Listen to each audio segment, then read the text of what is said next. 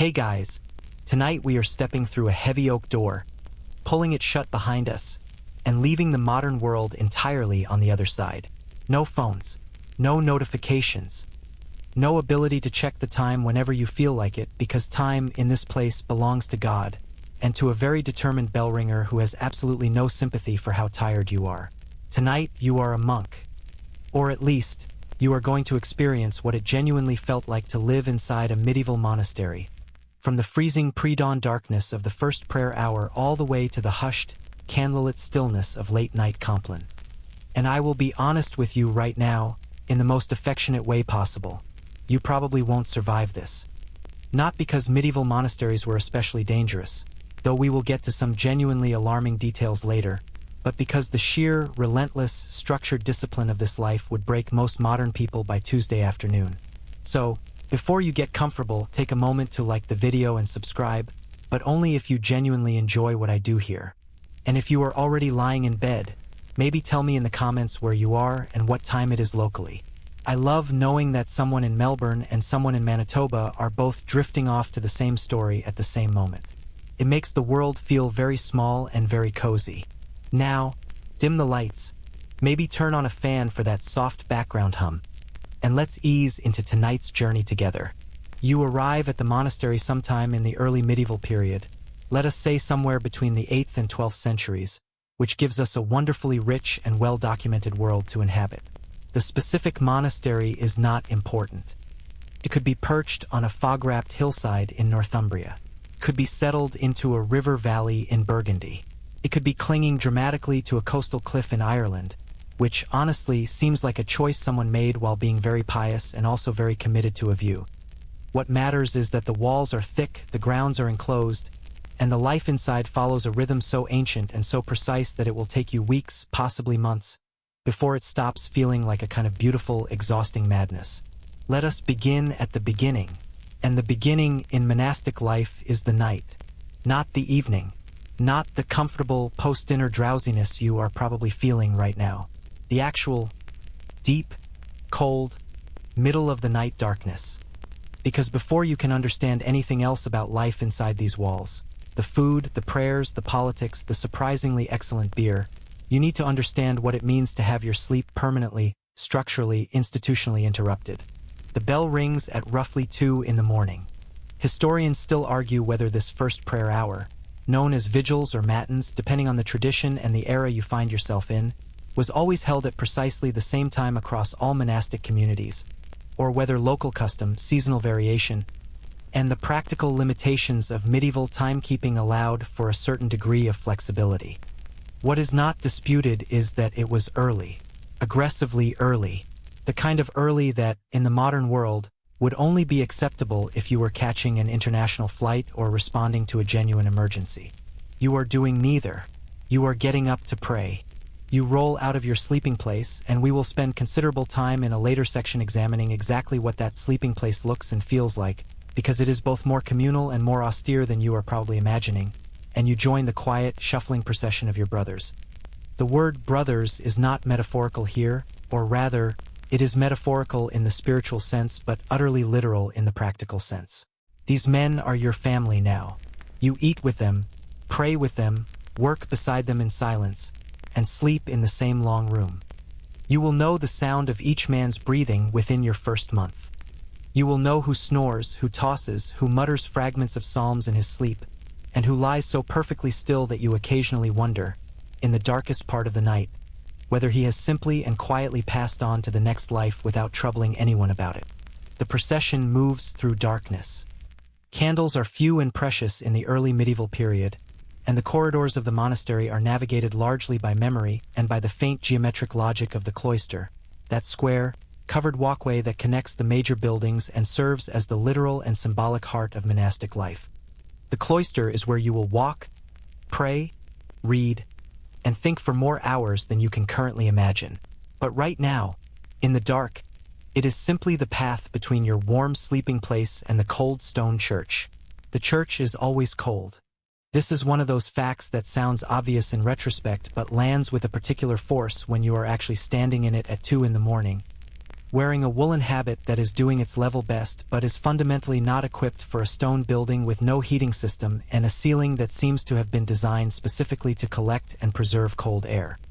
Medieval churches were built to inspire awe, to draw the eye and the spirit upward toward heaven, and they accomplish this magnificently. They also accomplish, with equal efficiency, the feat of being absolutely frigid from October through April and only marginally less so in August. You find your place in the choir, the section of the church where the monks stand to sing the divine office, and you begin. The chanting is slow, hypnotic, and genuinely beautiful in a way that surprises you even through your exhaustion. Gregorian chant, or the various regional variants of plain chant that would have filled these spaces, is not music designed to excite or entertain. It is music designed to slow the human body down, to regulate the breath, to create a kind of shared, meditative pulse between all the voices in the room. In this respect, it works rather well. There is a reason that recordings of monks chanting have been used as sleep aids for decades. You are experiencing the original version, live at 2 in the morning, and even you, exhausted, cold, mildly confused about your life choices, feel something settle in your chest. The office of vigils can last anywhere from 30 minutes to well over an hour, depending on the day, the season, and the specific customs of your house. On major feast days, it stretches considerably longer, incorporating additional psalms, readings, and responses that pile on top of each other with the serene indifference of men who have nowhere else to be. Tonight is not a feast day. Tonight, vigils ends in something under an hour, and you shuffle back through the dark cloister to your sleeping place. Here is where things get interesting because you do not simply go back to sleep. Technically, you are supposed to use the interval between vigils and the next prayer hour, lauds, which comes at dawn, for private reading or meditation. Some monks do. Some monks, it must be said, lie back down and close their eyes with the quiet efficiency of people who have made peace with the small, necessary deceits of institutional life. The rule, that foundational document governing your existence, which we will examine in loving and slightly alarming detail in a later section, is somewhat ambiguous on what, precisely, you are meant to do with these dark hours between offices, and that ambiguity has been exploited by sleepy monks for centuries. You are in good company. Dawn comes slowly in a monastery. There are no sudden alarms, no jarring transitions, because the bell for lauds arrives before full light and eases you into the day with the same steady rhythm that has governed every morning here for as long as anyone can remember.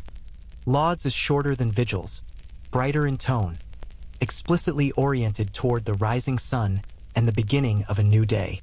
The psalms chosen for this hour speak of light coming out of darkness, of renewal, of the mercy that is supposed to be new every morning.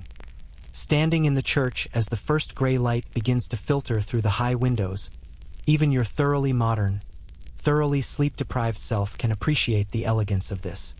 Someone, 1,500 years ago, designed a system that greets every single day with beauty and intention, and that system is still running. After lauds, there is a brief interval before the next office, prime, which comes at roughly 6 in the morning and marks the official start of the working day. In this interval, you wash. The word wash here requires some calibration of expectations. There is a stone trough in the cloister, usually near the entrance to the refectory, filled with cold water. You use it. You do not linger. Personal hygiene in the medieval monastery was neither as neglected as popular imagination tends to assume, nor as elaborate as you might hope. Monks were expected to maintain basic cleanliness.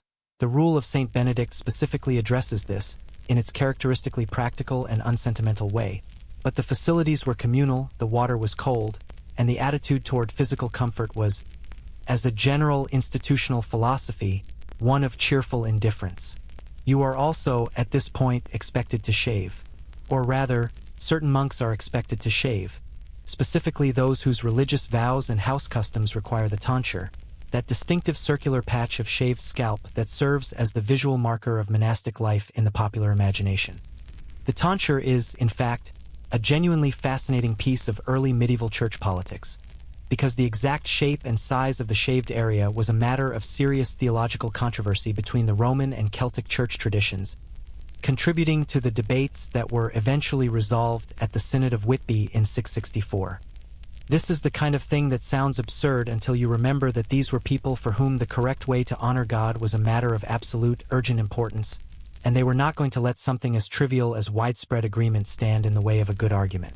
The quirky detail that genuinely delights me, and that I want to offer you now as a small gift before you drift any further toward sleep, is this. Some monastic communities in the early medieval period maintained elaborate schedules for shaving days that were tied not just to feast days and liturgical seasons, but to the phases of the moon. The reasoning was partly practical. Moonlight was useful for nighttime tasks, and partly embedded in a broader medieval understanding of the cosmos as a single, interconnected system in which the movements of heavenly bodies had real, measurable effects on earthly life. This is not astrology exactly. It is something older and stranger and more earnest than astrology. It is the worldview of people who genuinely believed that the universe was made to mean something, and who organized even their grooming schedules accordingly. By the time prime has been sung and the washing and shaving accomplished, it is perhaps 7 in the morning. The light is full now, or as full as it gets in a northern European monastery in November, which is to say it is a particular shade of gray that has no name in modern English but which medieval monks probably had several words for. The day is beginning, the work is waiting, and you, having been awake since 2 in the morning, sustained by cold water, communal chanting, and what can only be described as institutional momentum, are about to find out what it actually means to fill the hours of a monastic day. But that is a story for the next hour of your evening. For now, let the chanting settle in your chest. Let the gray light come slowly through imaginary stone windows. Let the cold of the cloister be a memory that makes your current blanket feel extraordinarily generous. You are here in this ancient rhythm, and it is, in its own severe and luminous way, exactly where you are supposed to be. The bell has rung. The day has begun. And you are, against all reasonable expectation, still here. The dormitory, or the dormitorium, if you want to use the Latin term that the monks themselves would have used, and which sounds considerably more dignified than the reality it describes, is a long, narrow room on the upper floor of the monastery's main building. You reach it by a staircase that connects directly to the church, a deliberate architectural choice that minimizes the distance between sleeping and praying, because the people who designed this building understood, with great clarity, that the shorter the walk between your bed and the choir at 2 in the morning, the less opportunity you have to make different life choices on the way there. The room is long, longer than you expected. It stretches the full length of the building, and along each wall at regular intervals are the sleeping places of your brothers.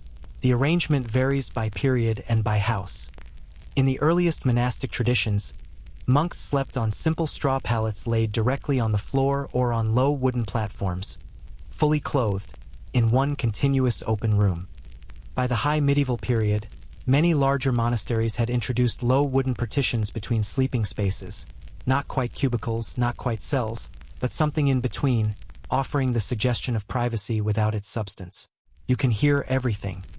The man 3 spaces down from you has a cough that arrives punctually at midnight. The man across the room recites psalms in his sleep with the confident fluency of someone who has been doing it for so long that it has migrated below the level of consciousness entirely. You will fall asleep to this eventually, more quickly than you think. What you are sleeping on, in most periods and most houses, is a straw mattress. The rule of Saint Benedict, which governs your life with the calm authority of a document written by someone who thought of absolutely everything and was mildly disappointed in advance by your inevitable failure to comply with all of it, specifies that monks should sleep on a mattress, a blanket, a woolen coverlet, and a pillow. This is more than you might have assumed, and in fact represents a relatively humane standard for the period. Benedict was not, despite his reputation, a man who believed that physical suffering was intrinsically holy. He was a pragmatist. He understood that a monk who was too cold to sleep was a monk who was too exhausted to pray, and a monk who was too exhausted to pray was missing the entire point of the enterprise. The wool blanket is doing serious work tonight. The dormitory has no fireplace. Heating a long communal sleeping room was neither practical nor, from the institutional perspective, particularly desirable. Warmth encourages sleep, and while sleep is a necessary concession to human biology, excessive enthusiasm for it was viewed with mild suspicion. The ideal monastic attitude toward sleep was one of functional acceptance. You sleep because you must, you rise when the bell rings because God requires it, and you do not, under any circumstances, develop what the rule calls a fondness for lying in bed. The Latin phrase used for monks who are reluctant to rise is one of my favorite small details of medieval monastic literature, because it translates roughly as those who love their beds, delivered with the kind of weary, affectionate exasperation that suggests Benedict had met several of them personally and was not surprised. You sleep fully clothed. This is worth sitting with for a moment, because it is one of those details that sounds minor but reshapes everything about how you understand the dormitory experience. You do not change into sleeping clothes. You lie down in your habit, that long, loose woolen garment that is also your working clothes, your prayer clothes, your identity, and your warmest layer, and you pull the blanket over yourself and you close your eyes. The habit is belted during the day. At night, Benedict specifies, monks should sleep with their belts loosened but not removed, ready to rise quickly when the bell sounds. There is something almost military about this, and not accidentally so. The language of spiritual warfare runs through a great deal of early monastic writing, and the dormitory at night has something of the quality of a barracks. Rows of men in rough clothes, resting lightly, ready to answer the call. The smell of the dormitory is something that no historical document will tell you directly, but that you can reconstruct with some confidence from what we know about medieval daily life: wool, straw, and the complete absence of synthetic deodorants. It is not, let us say, a floral experience. Wool, particularly unwashed wool, has a distinctive organic warmth to it that is not entirely unpleasant but is emphatically present. Straw, especially older straw that has not been replaced as recently as it perhaps should have been, contributes its own damp, earthy note. And beneath all of this is the pervasive smell of the stone itself, cold and mineral and ancient, the smell of a building that has been absorbing the prayers and the breath and the daily life of men for generations.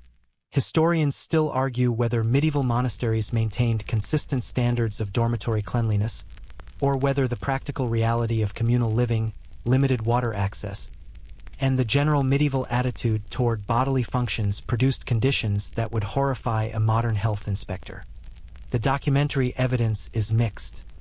Monastic customaries, those detailed procedural documents that specified exactly how everything in the monastery should be done, from the order of processions to the correct way to hold a candle, sometimes include instructions about changing straw, airing bedding, and the proper disposal of various forms of waste.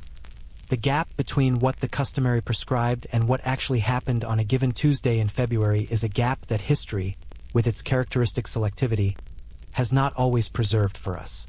What we do know is that the architecture of the monastery was designed with sanitation in mind to a degree that surprises most modern visitors to surviving medieval monastic sites. The reredorer, the communal latrine block, was almost always built as a separate structure attached to or near the dormitory, typically positioned over a running water channel that carried waste away from the main buildings. This was not an accident. Medieval monastic builders understood, in practical if not germ-theoretical terms, that human waste near living quarters caused illness, and they engineered accordingly. The channel system at some major monasteries, Fountains Abbey in Yorkshire, for instance, was sophisticated enough to impress modern sanitation engineers. Whether this represents genuine concern for monk health, institutional pragmatism, or simply the aesthetic preferences of people who had to live in close proximity to one another is a question you are welcome to debate while drifting off to sleep. The reredorer itself is, frankly, an experience. It is a long room, like almost every room in the monastery, with a row of wooden seats positioned over the channel below. There is no privacy in the modern sense. There are no doors on individual stalls. You sit in a row with your brothers, attending to biological necessity with the same communal matter-of-factness that governs every other aspect of life here. Medieval monks were not, as a group, particularly squeamish about the body. They had a theology of the body that was complex and sometimes contradictory but rarely simply repressed. And the communal latrine was simply another shared space, like the refectory or the chapter house, where the business of life was conducted alongside other people. There is a quirky historical footnote here that I cannot resist. Archaeological excavations at several English monastic sites have found evidence of monks reading in the reredorer, identifiable by the presence of book clasps and small manuscript fragments in the deposits. Apparently, the appeal of taking a book to the bathroom transcends both centuries and religious vocation. Some things are simply human. The stone walls of the monastery, which you are now intimately acquainted with from sleeping next to them and walking through them at all hours of the day and night, are doing more architectural work than they might appear to be. Medieval monastic buildings were designed according to a logic that was simultaneously spiritual, practical, and symbolic, and the cloister, that covered square walkway connecting church, dormitory, refectory, and chapter house, sits at the center of this logic both literally and figuratively. The cloister is the lung of the monastery, the space through which everything breathes. It is where you walk between offices, where you read during the hours assigned to private study, where the novices receive instruction, where the older monks pace slowly in the intervals between work and prayer, lips moving in private recitation. The cloister garden at the center of the square is not decorative in the modern sense, though it may well be beautiful. It is functional. Herbs grow there, medicinal herbs, culinary herbs, the particular monastic herb garden that represents a kind of living library of practical botanical knowledge that we will spend considerable time with when we visit the infirmary later in our journey. In the meantime, the garden is a rectangle of green or gray depending on the season, a small piece of sky visible from all four sides of the cloister walk, a reminder that even in this enclosed and regulated world, something alive and unkempt and seasonal is always at the center. The cold, since we have been circling back to it repeatedly and honestly that is only accurate to the experience, is a constant companion in the stone buildings of the medieval monastery. Modern visitors to places like Rivo or Tintern often comment on the beautiful ruin of the spaces, the way the roofless nave and the empty window frames create a kind of Gothic drama. But those buildings were not ruins to the people who lived in them. They had roofs. They had glazed or shuttered windows. They had, in the better appointed houses, some form of wooden paneling along the lower walls to reduce the worst of the drafts. And yet they were still cold, by any standard you currently recognize as comfortable, for the better part of 8 months of the year. The one heated room in most medieval monasteries was the kale factory, or warming room, a single chamber, usually adjacent to the cloister, where a fire was kept burning during the winter months. Monks were permitted to come here in the intervals between offices and work to warm themselves, a concession to basic human comfort that the rule allowed with the slightly grudging tone of a document that is trying very hard to be practical without encouraging anyone to get too attached to warmth. The kale factory was also, inevitably, a place where conversation happened, because cold people standing near a fire tend toward sociability regardless of institutional rules, and the warming room occupies an interesting space in monastic social history as a zone of slightly relaxed regulation. Not chaos, not transgression, simply humanity, the specific, irreducible humanity of people who are cold and tired and glad of a fire and cannot quite help saying so to the person standing next to them. Your habit, which you have now been wearing for everything from pre-dawn prayer to afternoon agricultural labor, another experience that awaits you in later sections of this journey, is made of undyed wool. The color is not black, as popular imagination tends to assume for all monks. It depends entirely on which order you belong to. Benedictine monks wore black, yes, and were referred to colloquially as the Black Monks. Cistercian monks, who emerged in the late 11th century as a reform movement specifically critical of Benedictine luxury and laxity, wore undyed wool that came out a creamy, off-white color, earning them the name white monks. The Carthusians wore white with a black cloak. The specific color of your habit is, within the monastery, a matter of considerable theological significance, representing not just institutional identity but a whole theology of simplicity, poverty, and the proper relationship between the human body and worldly comfort. The habit is, whatever its color, genuinely warm. Wool is extraordinary in this respect.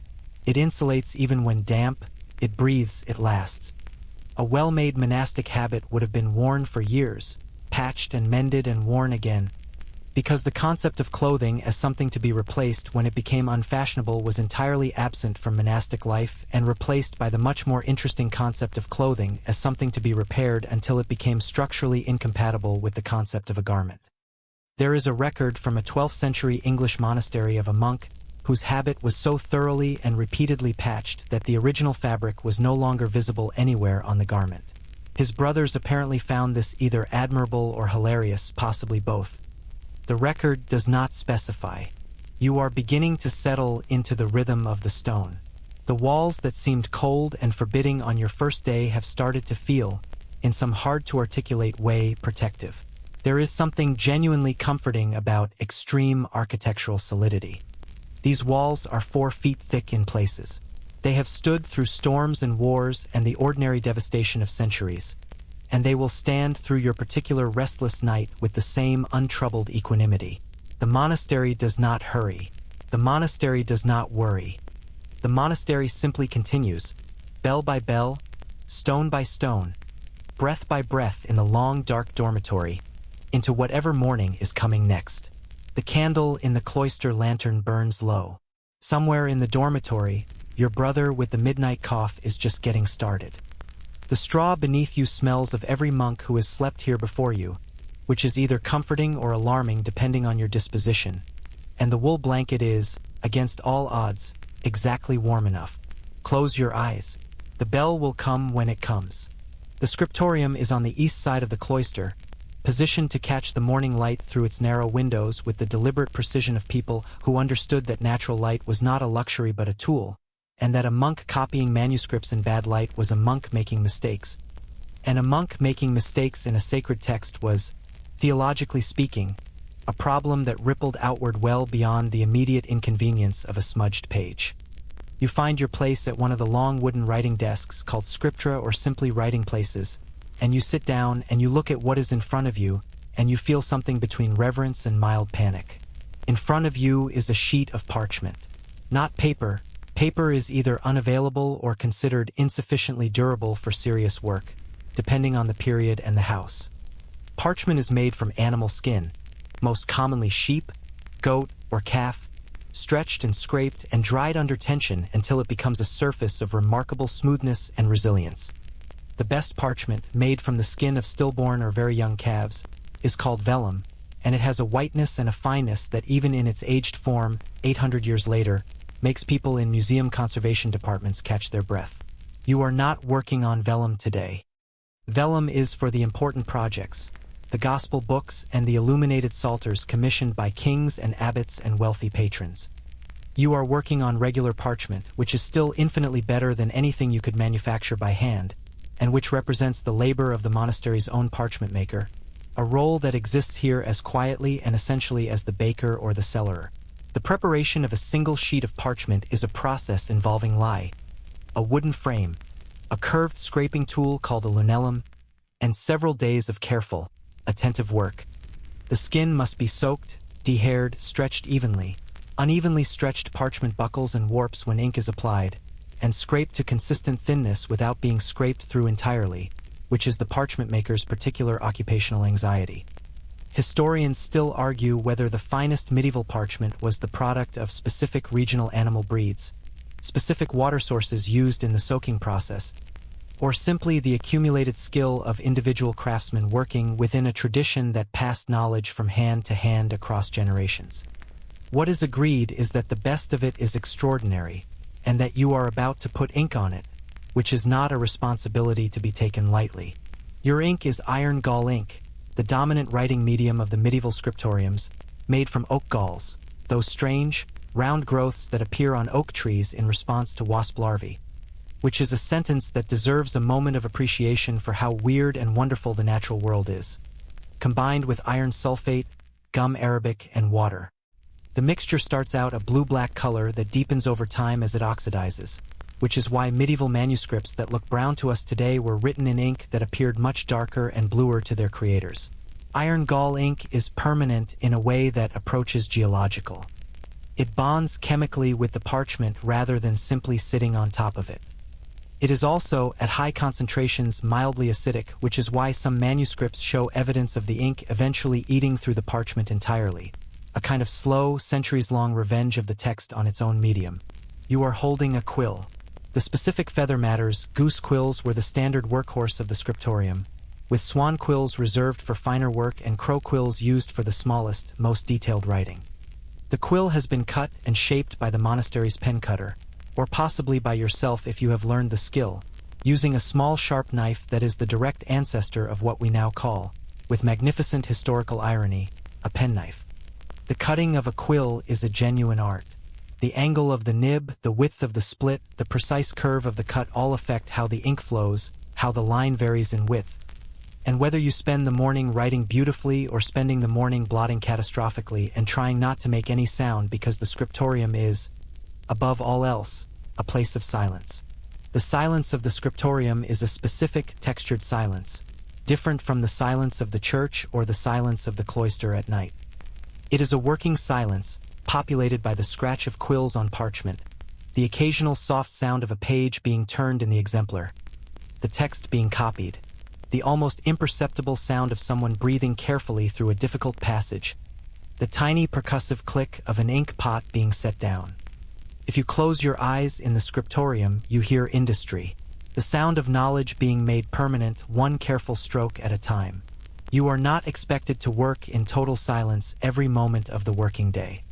The rule allows for, and indeed prescribes, periods of reading aloud, a practice called lectio divina, or sacred reading, which occupied a significant portion of the monastic day, and which we will encounter more fully in a later section.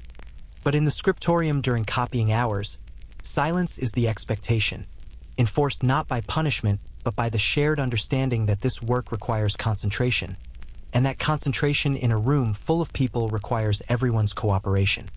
When communication is genuinely necessary, medieval monks in many houses used an elaborate system of hand signals, a monastic sign language that varied from house to house and has been partially documented in several surviving customaries. The signs covered an impressive range of practical needs: bread, fish, wine, candle, book, more parchment, the abbot wants you, your ink has gone wrong, and this is my personal favorite, a specific sign meaning I need the book that the other person is currently using, please when you are finished, at your convenience. The elaborate courtesy encoded in that last sign feels very true to the particular social texture of people who live together under strict rules and have learned to negotiate need with maximum grace. The manuscript you are copying today is a psalm commentary, a dense, learned text in Latin that explains and elaborates the meaning of the biblical psalms in the light of patristic theology and earlier commentaries. You are not composing this text.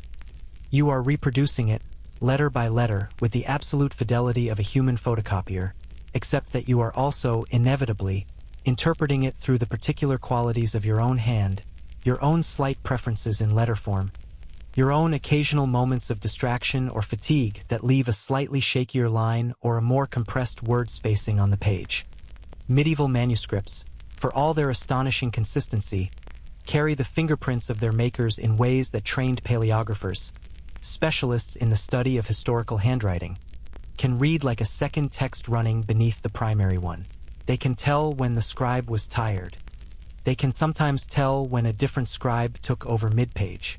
They can detect the moments of hurry, the moments of particular care, the moments when someone was clearly thinking about something other than the psalm commentary in front of them.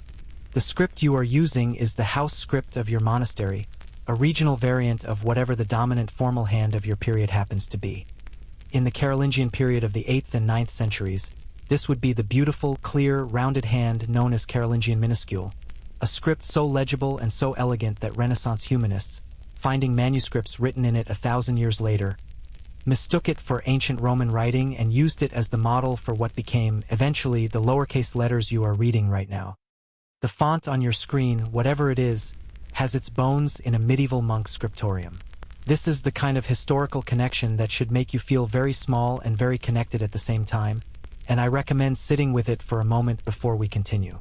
By the high medieval period, the dominant script has shifted to Gothic or black letter, a denser, more compressed hand that fits more text per page. Parchment is expensive, but requires more effort to read. Historians still argue whether the shift from the open roundness of Carolingian to the dense angularity of Gothic represents a genuine change in aesthetic preference, a practical response to parchment costs, or something more complex having to do with changing relationships between text, reader, and the act of reading itself. What is certain is that both hands are the product of thousands of hours of training, practiced first on wax tablets and then on parchment scraps until the letter forms became as automatic as breathing. Your training as a copyist began when you entered the monastery, possibly as a child. Many monks entered monastic life as oblates, children offered to the monastery by their families, sometimes as young as 5 or 6, to be raised and educated within the walls.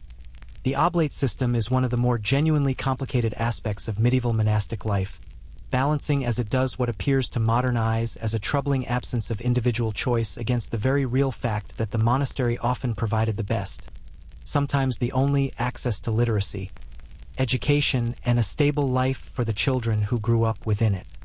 The great majority of medieval literacy was monastic literacy, particularly in the early medieval period, and the scriptorium was not just a room for copying books but the primary engine of European intellectual life for the better part of 5 centuries. You learned to write on wax tablets, pressing a stylus into the smooth surface to form letters, erasing with the flat end of the stylus and smoothing the wax again to try once more.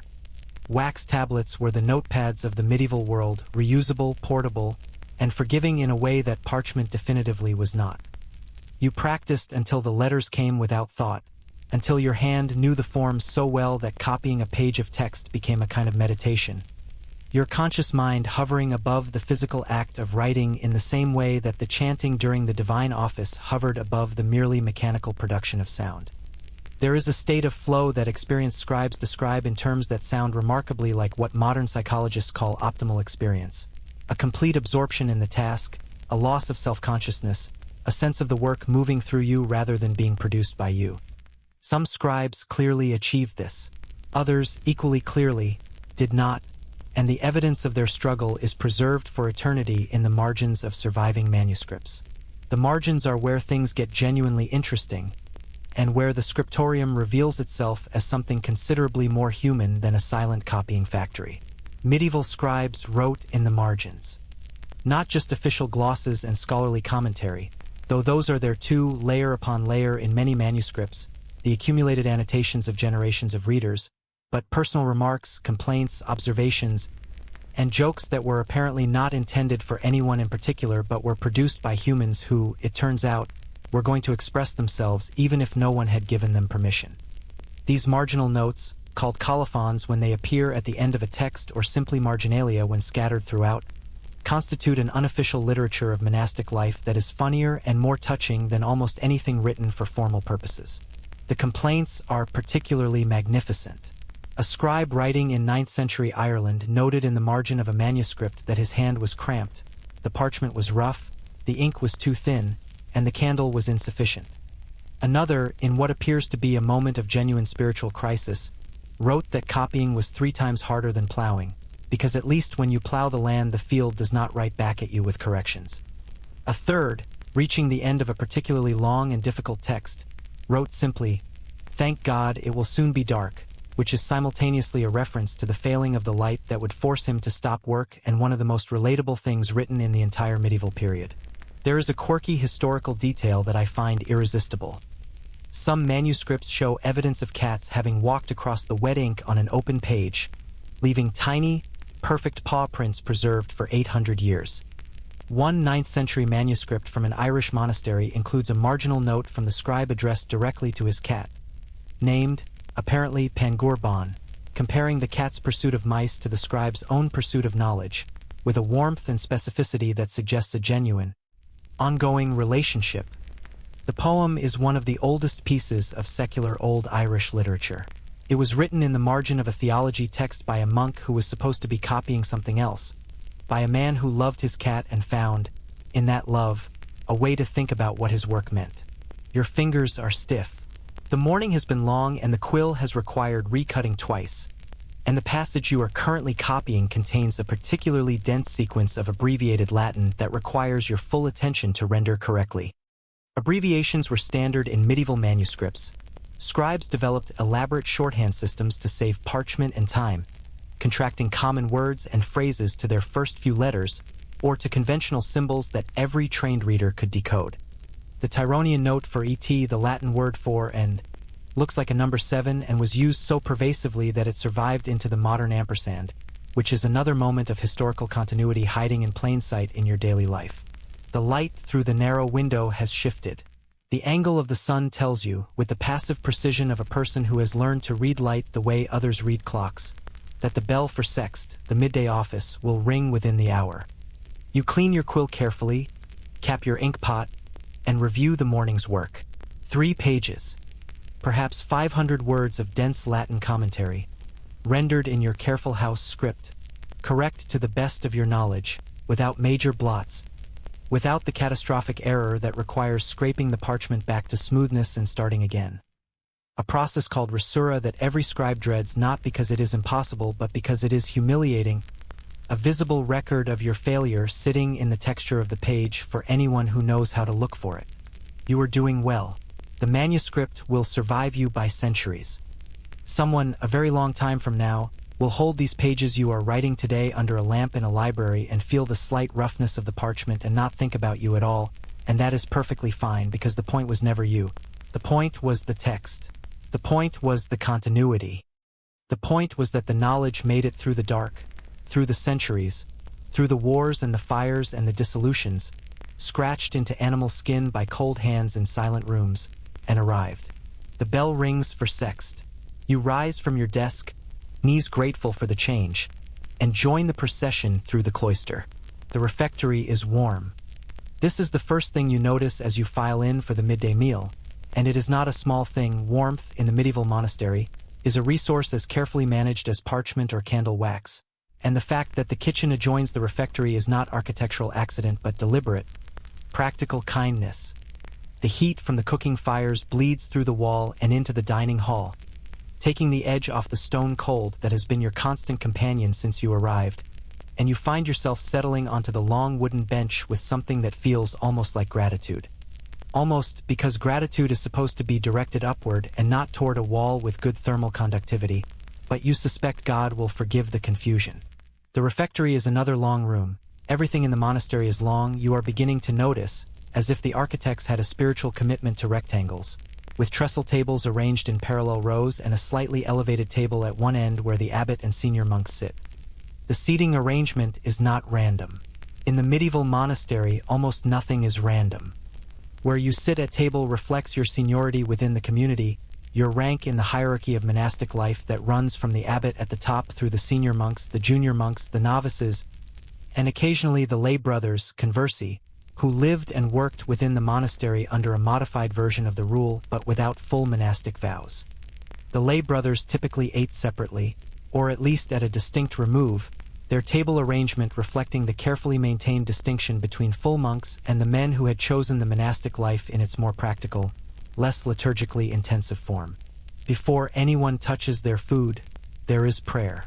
A blessing is sung or recited, the community settles, and then, crucially importantly, in a way that distinguishes the monastic refectory from every other dining experience you have ever had, someone begins to read aloud. The reader for the week stands at a lectern positioned to one side of the refectory and reads continuously throughout the meal.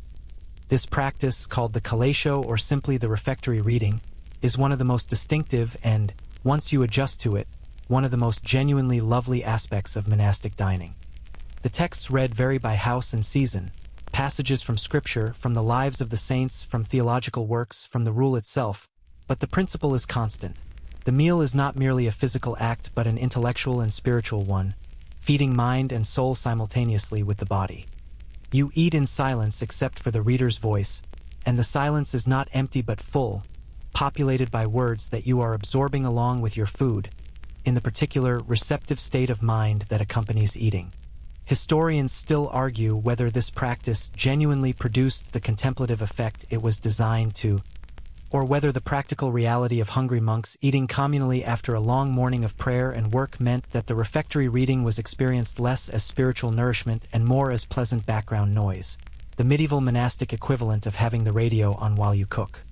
The documentary evidence is insufficient to resolve this with certainty, and the honest answer is probably that it varied enormously from monk to monk and from meal to meal, which is the honest answer to most questions about inner experience across 8 centuries of institutional history.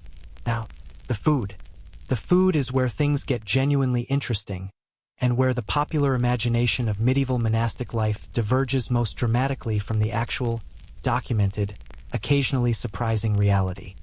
The popular image is of monks eating thin gruel in austere silence, their bodies as disciplined and stripped down as their cells. The reality is considerably more varied, more regional, more seasonal, and in some respects more elaborate than this image suggests, and in other respects very nearly as austere, which is what happens when you try to legislate diet across 12 centuries of changing circumstances. The rule of Saint Benedict specifies 2 cooked dishes per main meal, plus a third of raw vegetables or fruit when available, plus a pound of bread per monk per day. This is the baseline, the regulatory minimum that every Benedictine house was theoretically operating from. Whether any given house actually stuck to this baseline depended on its wealth, its agricultural resources, its interpretation of the rule, and the personality of its abbot. Factors that varied so enormously across the medieval period that the monastic diet is probably best understood not as a single thing but as a range of experiences connected by shared principles and widely divergent execution. The bread is the constant. A pound of bread per day, per monk, is not a small amount. It represents a serious caloric commitment and reflects the centrality of bread to medieval nutrition in a way that goes beyond simple preference. Bread was calories. Bread was energy for men who were physically active, cold for much of the year, and operating on interrupted sleep.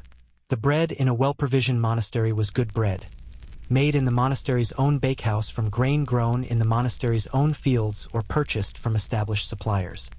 In a poorly provisioned monastery in a bad harvest year, in a period of political disruption that affected supply chains, and all of these things happened regularly throughout the medieval period, the bread was whatever the baker could make from whatever the granary contained, and the monks ate it and did not complain, or complained only in their private hearts in the way that people who have taken vows of acceptance always contain, somewhere, the silent inventory of what acceptance is costing them. The 2 cooked dishes were almost certainly pottage, a category of cooked food so broad that it encompasses nearly everything that can be softened by heat in liquid. Medieval pottage is not the gray, featureless gruel of imagination. It is a stew or a thick soup made from whatever the kitchen garden and the cellar provide.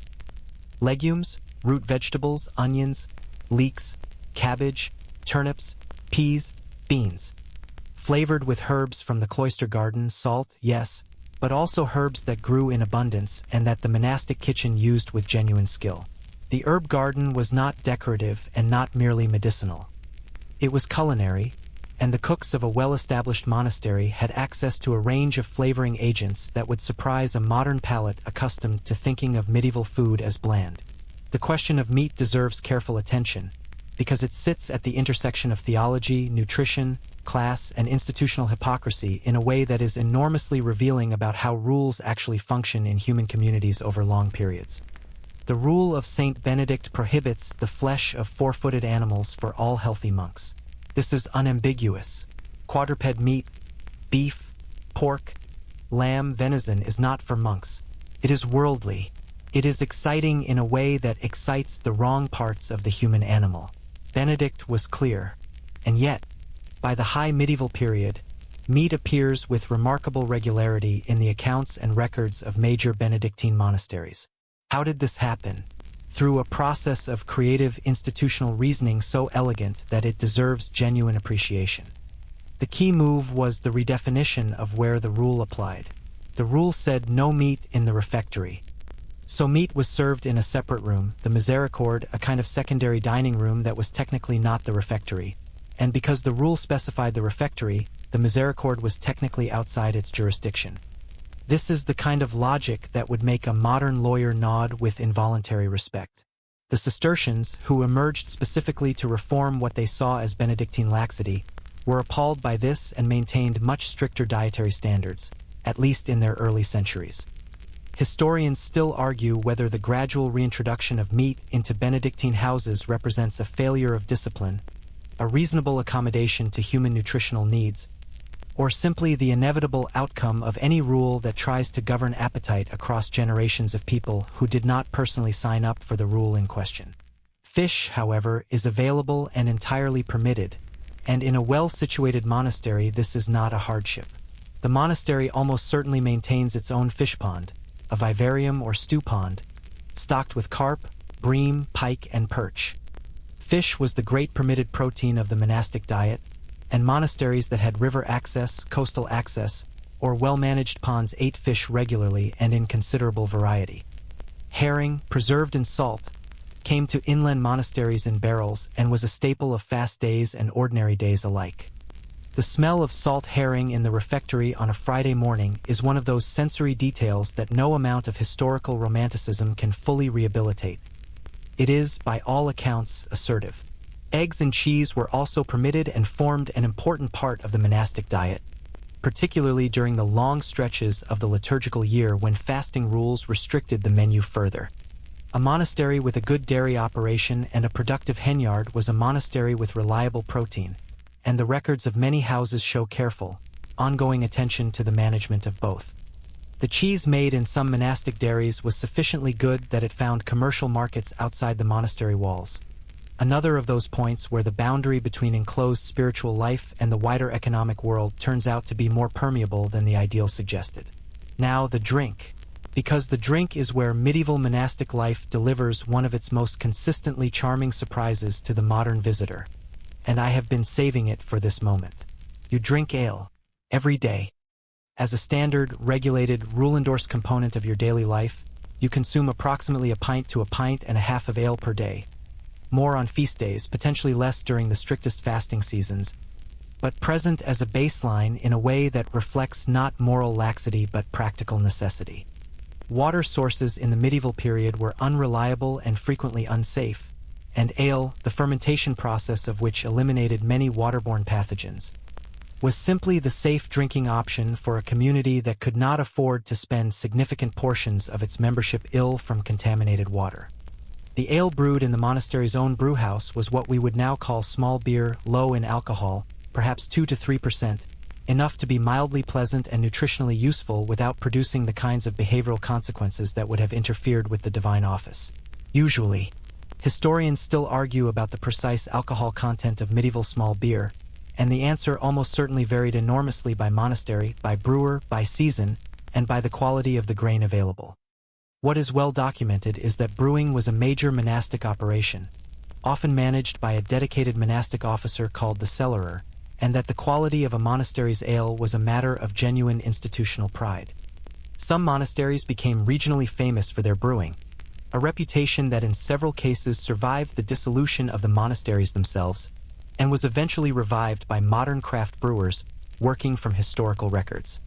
The Trappist brewing tradition, those remarkable Belgian and Dutch monasteries that still produce commercially available beer under strict quality standards, is the living descendant of this medieval monastic brewing culture, which is a fact that makes me feel good about the world every time I think about it. Wine appears in the rule as well. Benedict permits a hemina, roughly half a pint of wine per day, but wine was geographically variable in a way that ale was not.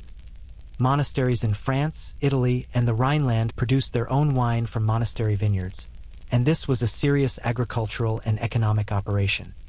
Monasteries in England and Northern Europe either imported wine, received it as gifts or tithes, or substituted additional ale with the slightly resigned pragmatism of people who know they are not in wine country and have made their peace with it. The wine that appeared at monastic tables in England would have been variable in quality, sometimes excellent when it came from good continental sources, sometimes simply what was available and you were grateful for it. On feast days, and we will spend a full, joyful section on feast days when we reach it, the dietary regulations relaxed considerably, and the refectory produced meals that, by any reasonable standard, constituted genuine celebration. Extra dishes, better cuts, permitted luxuries that the ordinary day excluded. The feast day table was the monastery's acknowledgement that pleasure was not inherently sinful, that the incarnate God had attended a wedding feast and had not complained about the wine, and that joy, properly contained and properly directed, was a legitimate human experience even for men who had renounced the world. The quirky detail I want to leave you with as you digest, if you will forgive the word, this survey of the monastic table, is this: there is documented evidence from several medieval monasteries of monks developing strong, specific, personal food preferences and finding creative ways to act on them within the constraints of the communal kitchen. One English monastic chronicle records a monk who was widely known for his particular enthusiasm for a specific preparation of peas and who was observed, on at least one occasion, attempting to influence the weekly kitchen rotation in a direction favorable to his preferences. The chronicle does not record whether he succeeded. But the fact that someone thought it worth writing down suggests that his brothers found the situation either admirably human or amusingly transparent, which amounts to the same thing. You finish your meal. The reader closes the text for the day. The abbot gives a sign, and the community rises together in the particular, synchronized way of people who have done this thousands of times. The wooden benches scraping back on the stone floor in a sound that echoes off the refectory walls and disappears into the general hum of a monastery afternoon. There is work to do. There is always work to do. But for this moment, in the warm refectory, with your bread and your pottage and your small ale, you are as close to comfortable as this life reliably gets. It is enough. In fact, it is rather more than enough, and you know it. The document that governs your life is 73 chapters long.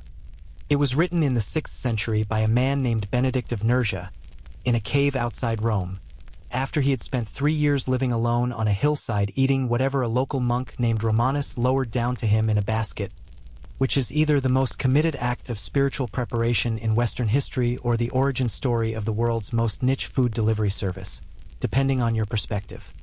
Benedict emerged from his cave with the particular clarity of vision that extended solitude either produces or reveals, and he spent the rest of his life building communities and thinking very carefully about how human beings could live together in pursuit of holiness without destroying each other in the process. The rule of Saint Benedict, the Regula Benedicti, to give it the Latin gravitas it has thoroughly earned, is the result of that thinking, and it is a more interesting document than its reputation suggests. Its reputation, for those who have not spent time with it, tends toward the austere and the forbidding. A rulebook for monks, a set of prohibitions and obligations, a spiritual instruction manual written in a dead language for people who no longer exist. The reality is considerably warmer, considerably funnier in places, and considerably more psychologically sophisticated than this reputation implies. Benedict was not a theorist. He was an abbot. A man who had spent years actually managing communities of actual men with actual personalities, actual conflicts, actual appetites, and actual capacity for the specific kind of passive resistance that institutional humans deploy against institutional rules when the rules become inconvenient. He wrote the rule for these men, not for an ideal type, and the document reflects that practical orientation on nearly every page. The prologue to the rule opens with the word absculta, listen. This is not an accident. It is a deliberate, considered opening move by a writer who understood that everything he was about to ask of his monks began with a single fundamental posture, the willingness to hear something other than the noise of your own preferences. The entire monastic project, in Benedict's understanding, is an education in listening to God, to the abbot, to the community, to the scripture read aloud in the refectory, to the bell that calls you from whatever you are doing into whatever comes next. You do not get to decide what comes next. You learn, over years, to find this liberating rather than diminishing, and Benedict is realistic enough to acknowledge that the learning takes time. The rule divides the monk's day into 3 roughly equal portions: the divine office, manual labor, and sacred reading. This is the famous Benedictine balance, ora et labora, pray and work, that became the motto and the identity of the Benedictine tradition, and that shaped the daily rhythm you have been inhabiting throughout this journey. Benedict was explicit that none of these 3 activities was sufficient on its own, and that the monk who prayed without working developed a dangerous ethereality, while the monk who worked without praying was simply a peasant with better table manners. The integration was the point. The weaving together of physical labor, intellectual engagement, and liturgical prayer into a single seamless life was what made the monastery something other than either a farm or a seminary. The divine office, the 8 prayer hours that structure your day from vigils at 2 in the morning through Compline at nightfall, is the liturgical skeleton around which everything else is arranged. Benedict inherited this system from earlier monastic tradition and codified it with characteristic precision, specifying not just when the offices should be held but exactly which psalms should be sung at which hours on which days of the week, in a rotation designed to ensure that the entire book of Psalms was completed once every week.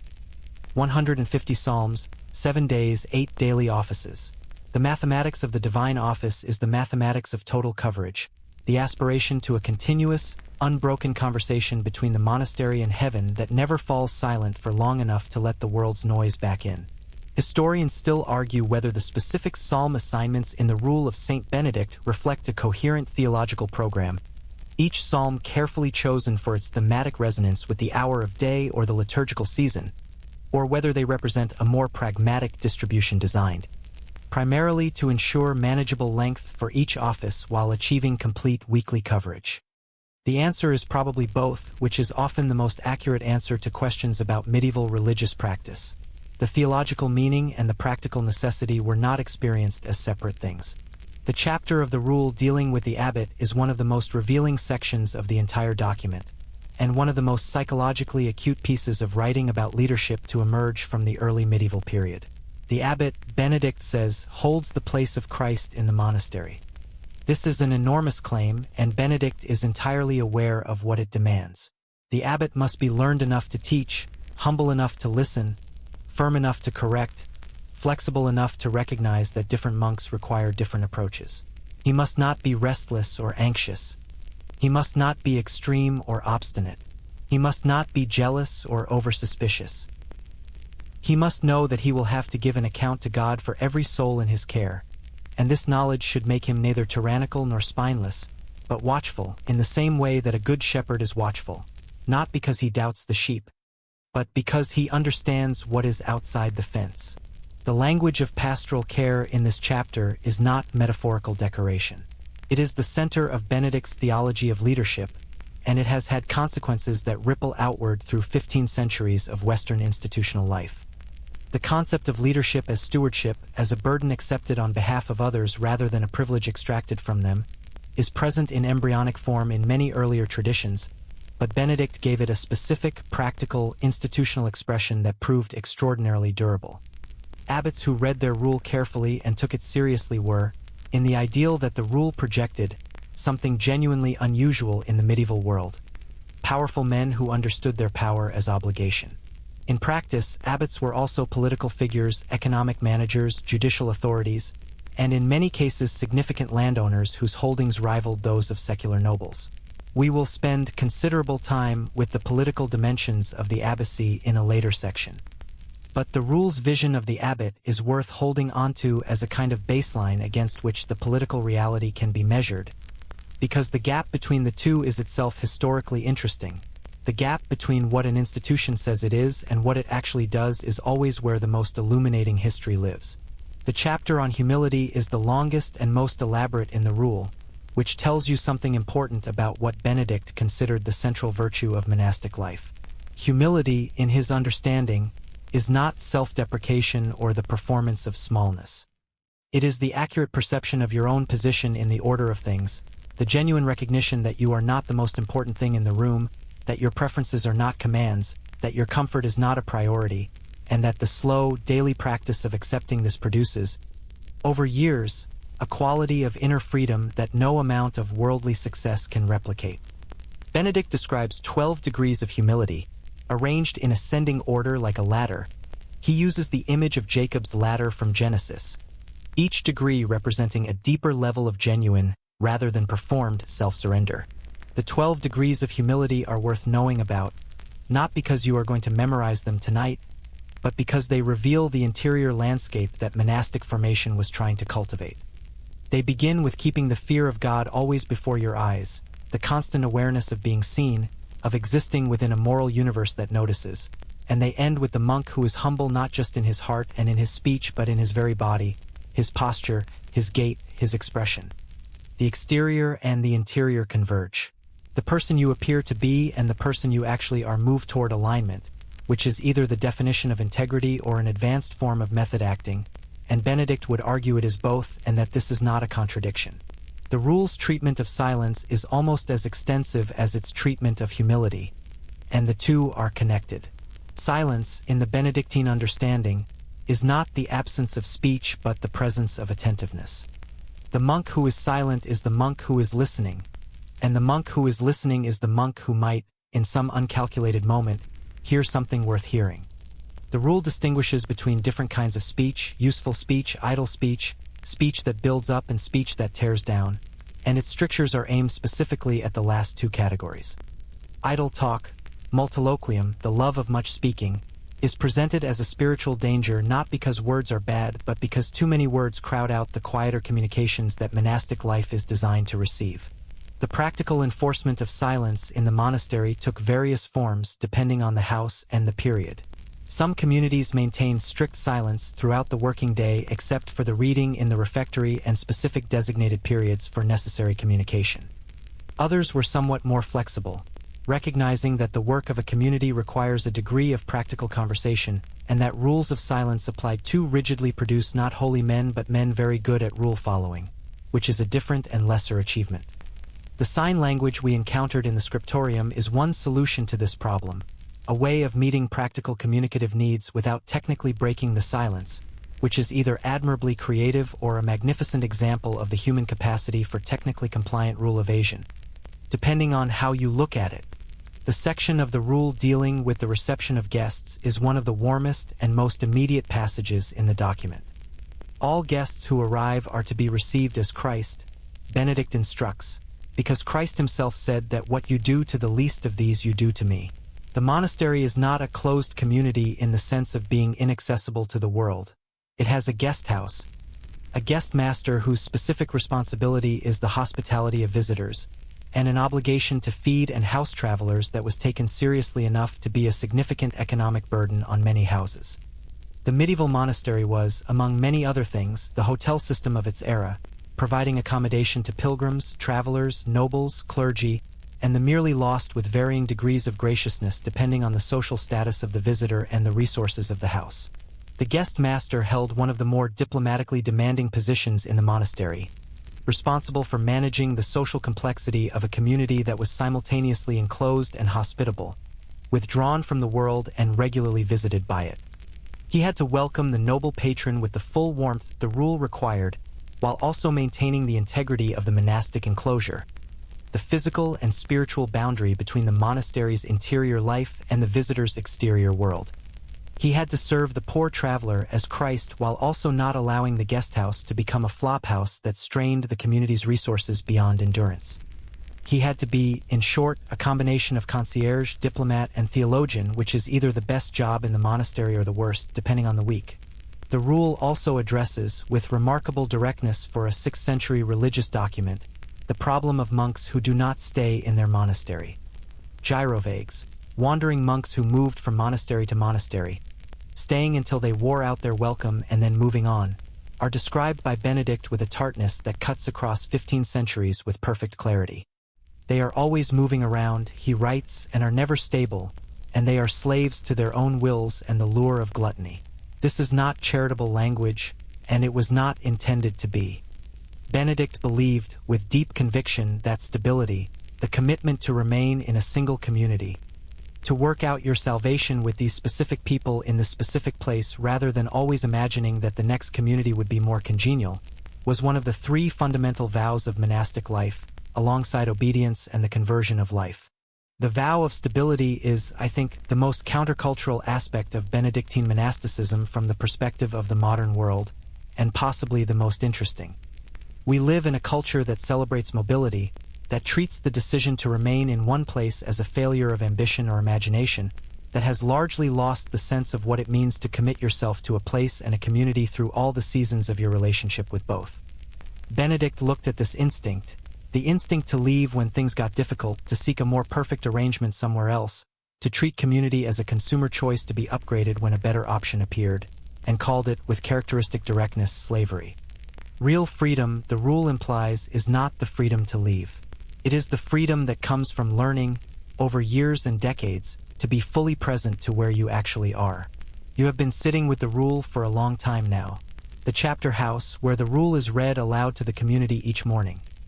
Another daily practice that keeps the document alive as a living voice rather than a dead letter, has emptied around you. The stone bench is cold against the backs of your legs, which is appropriate. The rule is not designed to be comfortable. It is designed to be true, which is a different and more demanding thing, and which occasionally requires the assistance of a cold stone bench to drive the point home. Outside, the afternoon light is moving through the cloister garden at its characteristic angle, the shadows from the cloister arches falling across the herb beds in the particular geometry that tells you, without a clock, that it is time to rise, to move, to take up whatever the afternoon portion of the day's work requires. Benedict is still watching, in the patient, unsurprised way of a man who has seen all of this before and has written it down so that you would have somewhere to return to when the watching felt like too much. Listen, the prologue says, and so you do. The infirmary sits at a slight remove from the main monastic buildings, positioned with the same deliberate logic that governs every architectural decision in this place. Close enough to the community for easy access, far enough from the dormitory and the church to prevent the sounds and smells of illness from disturbing the liturgical rhythm of the healthy. It is a quieter building than the rest of the monastery, or rather it contains a different quality of quiet. Not the intentional, disciplined silence of the scriptorium or the cloister, but the involuntary silence of bodies that are saving their energy for the business of staying alive. You enter it now with the particular attentiveness of someone who has spent several days learning to read monastic spaces, and what you find inside surprises you in the best possible way. The infirmary of a well-established medieval monastery is, by any reasonable measure applied to the period, the most sophisticated medical facility in Europe. This is not faint praise dressed up in historical relativism.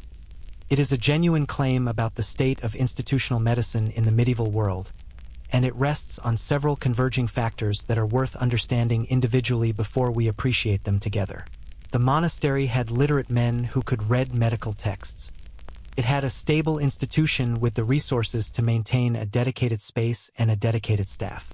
It had the herb garden we have already encountered, producing a living pharmacopoeia tended by people who understood what they were growing and why. And it had, in the Benedictine tradition of care for the sick, a theological motivation for medical excellence that went beyond mere institutional self-interest. Benedict devoted an entire chapter of the rule to the care of the sick, and his tone in this chapter is notably different from the measured, procedural voice he uses elsewhere. Care for the sick, he writes, must rank above and before all else, so that they may truly be served as Christ. This is the same logic that governs the reception of guests. The sick monk is Christ in his vulnerability, and to neglect him is to neglect Christ, but applied with particular urgency to the most literally needy members of the community. The infirmarian, the monk responsible for the care of the sick, held a position of significant responsibility and was expected to be genuinely competent, not merely compassionate. Good intentions without knowledge, in a world without antibiotics, could kill you as efficiently as neglect. The infirmarian's knowledge came from several sources. The great classical medical texts, Hippocrates, Galen, Dioscorides, were preserved in monastic libraries and formed the theoretical foundation of medieval medicine, transmitted from the ancient world through the copying work of exactly the kind of scriptoriums we visited earlier in our journey. Remember those cold-fingered monks scratching away at parchment in the early morning light? Some of what they were copying was medical knowledge, and the continuity of that knowledge from the ancient world through the medieval period and into the Renaissance is, in significant part, a monastic achievement.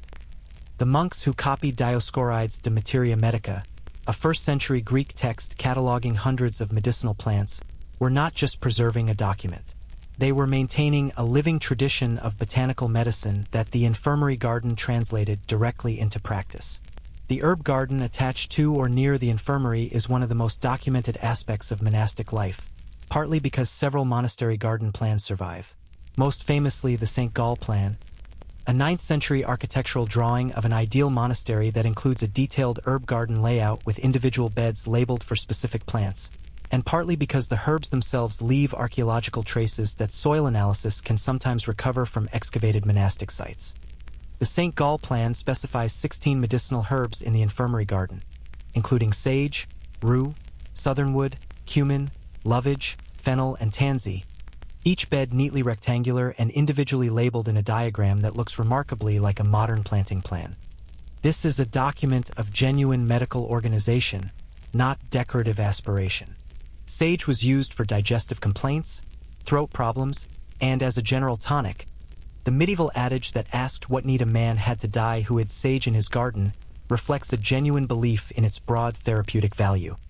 Rue was employed for everything from eye complaints to the treatment of poisoning, which tells you something about both the breadth of medieval botanical medicine and the frequency of poisoning as a medical concern in communities where food preservation was imperfect and mushroom identification was occasionally overconfident. Fennel appeared in treatments for flatulence, which is a medical concern that transcends all historical periods with perfect democratic consistency. The infirmarian also had access to spices that came through the monastery's trading networks: pepper, ginger, cinnamon, cloves, which were used not just in cooking but in medicine. Their warming and preservative properties valued by a medical tradition that understood the body in terms of the four humors and sought to restore balance between hot, cold, wet, and dry qualities.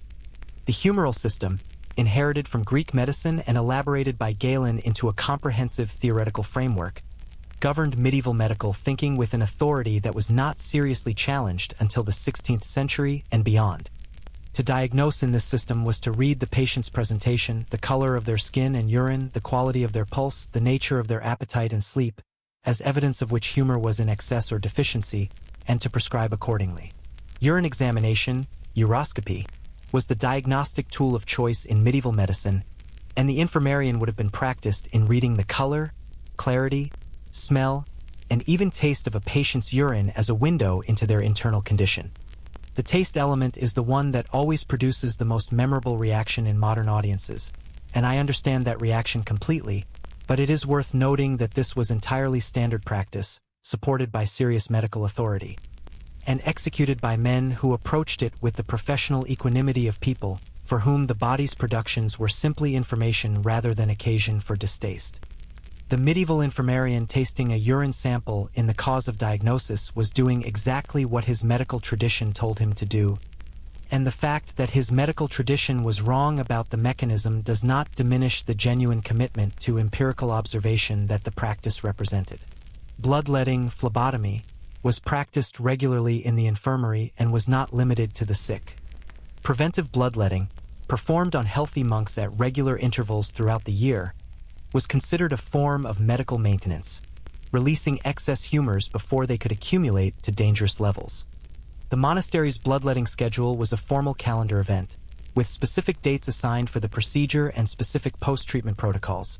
Monks who had been bled were excused from the normal daily routine for several days, permitted to rest, given better food, including meat, that normally restricted substance, and allowed to sleep longer. This period of post-phlebotomy recovery was called the minutio, and it was regarded by some monks, according to several slightly embarrassed references in monastic chronicles, with rather more anticipation than its medical rationale strictly required. The extra food and the extra sleep were, in the language of the institution, medical necessities. Whether they were experienced primarily as medical necessities is a question the chronicles answer with the gentle, non-judgmental honesty of people who know what people are like. The quirky detail that I find most endearing in the entire archive of monastic medical history is this: several medieval monastic infirmaries kept written records of the treatment outcomes for their patients. Not clinical records in the modern sense, but running accounts of who was treated, with what and what happened subsequently. This is genuine proto-empirical medicine, the application of observation and record-keeping to the question of what actually works, rather than simple appeal to authority. The fact that these records were kept in institutions that also believed in miraculous healing, that prayed over the sick as well as physicking them, and that maintained no categorical distinction between supernatural and natural causation does not make the empirical impulse less real. Medieval monastic medicine was doing two things simultaneously: trusting God and paying careful attention to what sage did to a feverish patient, and it did not experience these as contradictory.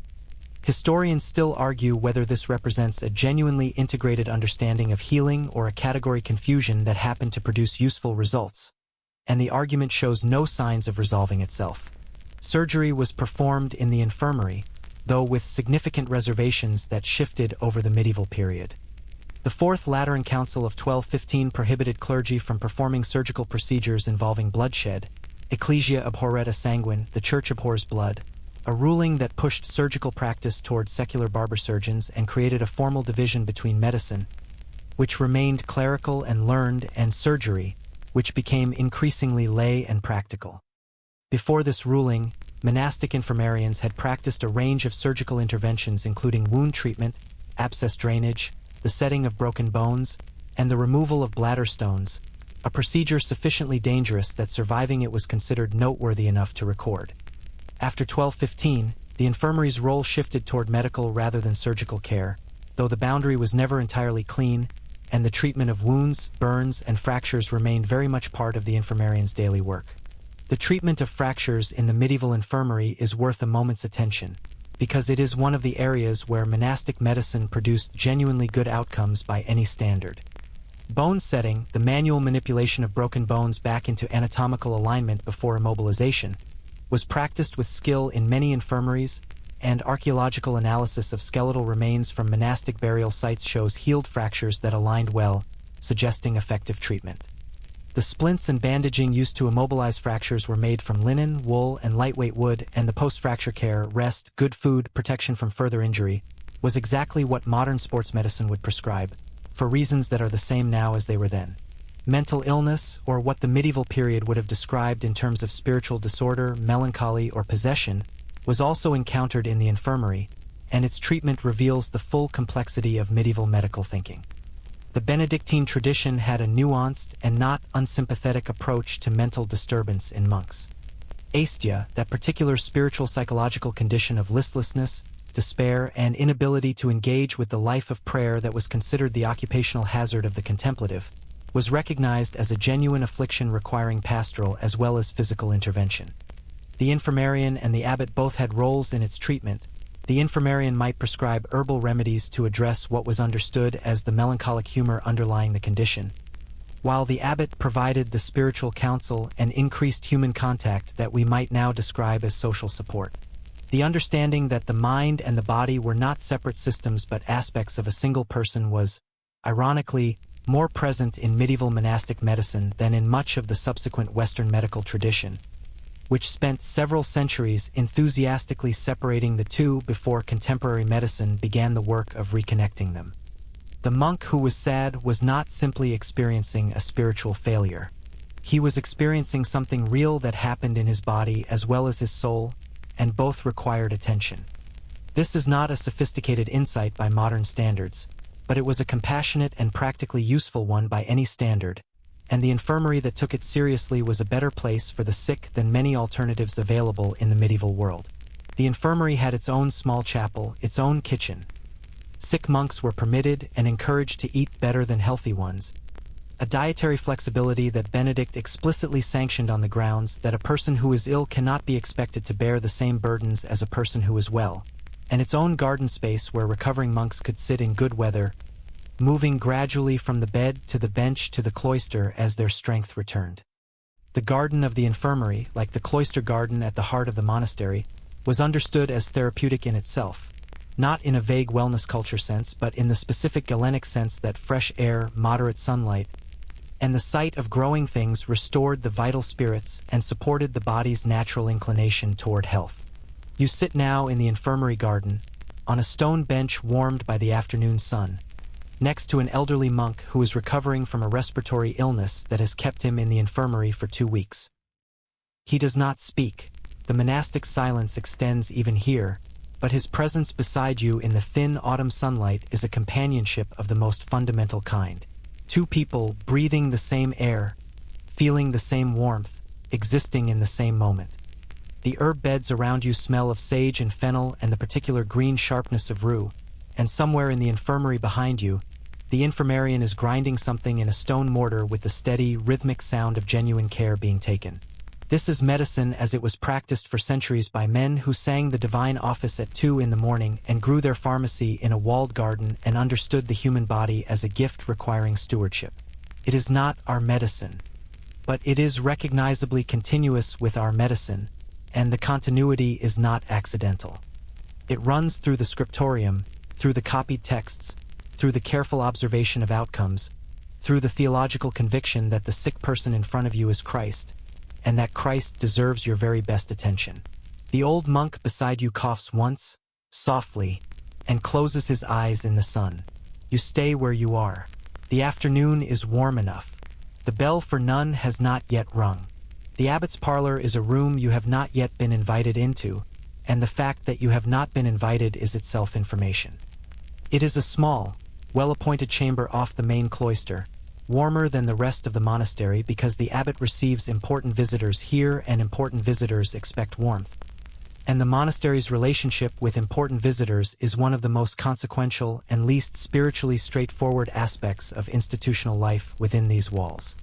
You have glimpsed the abbot at the head of the refectory table and heard his voice leading the chapter meeting each morning, where the rule is read and the day's business conducted with the brisk efficiency of a man who has many things to manage and a limited number of daylight hours in which to manage them. He is, by any measure, an impressive figure. He is also, by any honest assessment of the historical record, something considerably more complicated than the rule's idealized portrait of him suggests. The abbot of a major medieval monastery was one of the most powerful men in his region. This is not hyperbole. By the high medieval period, the great Benedictine abbeys of England, France, Germany, and Italy controlled landholdings that rivaled those of secular barons, exercised judicial authority over the peasant communities living on their estates, sat in regional and national assemblies, corresponded with kings, and occasionally advised or challenged popes. The Abbey of Cluny in Burgundy, at the height of its influence in the 11th and 12th centuries, presided over a network of affiliated monasteries stretching across Europe that numbered in the hundreds, making the abbot of Cluny something approaching the head of a religious multinational corporation, a description that would have horrified Benedict and amused nobody more than the abbot of Cluny himself. How did institutions designed for withdrawal from the world become so thoroughly embedded in it? The answer is land, and the answer to the land question is gifts, and the answer to the gift question is salvation, which brings us to one of the most important and most frequently misunderstood economic mechanisms of the medieval period. When a wealthy nobleman donated land to a monastery, and this happened constantly across the entire medieval period, in quantities that steadily accumulated into enormous monastic estates, he was not simply being generous. He was making an investment. The monks who received his gift were obligated, in perpetuity, to pray for his soul and the souls of his family members, both living and dead. The monastery's prayer was understood as genuinely efficacious, as real spiritual currency that could reduce the time a soul spent in purgatory and accelerate its passage toward heaven. Land, in this economy, purchased prayers, and prayers purchased salvation, and the chain of transactions was as serious and as carefully documented as any secular land deal. The documents recording these transactions, charters, deeds of gift, cartularies, survive in enormous numbers and constitute one of the richest sources of medieval historical evidence available to modern researchers. They are also, occasionally, among the most revealing documents of medieval human nature, because the negotiations surrounding monastic land gifts could involve a degree of spiritual haggling that the participants apparently did not find incongruous.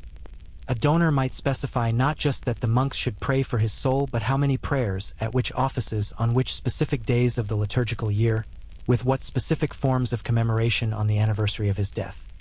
The monastery negotiated these terms through its abbot, balancing the spiritual obligation against the practical burden of the commemorative load, because a monastery that accepted too many memorial obligations could find its liturgical day overwhelmed by the prayers owed to dead patrons, leaving insufficient time for the regular round of the divine office that was supposed to be the community's primary purpose.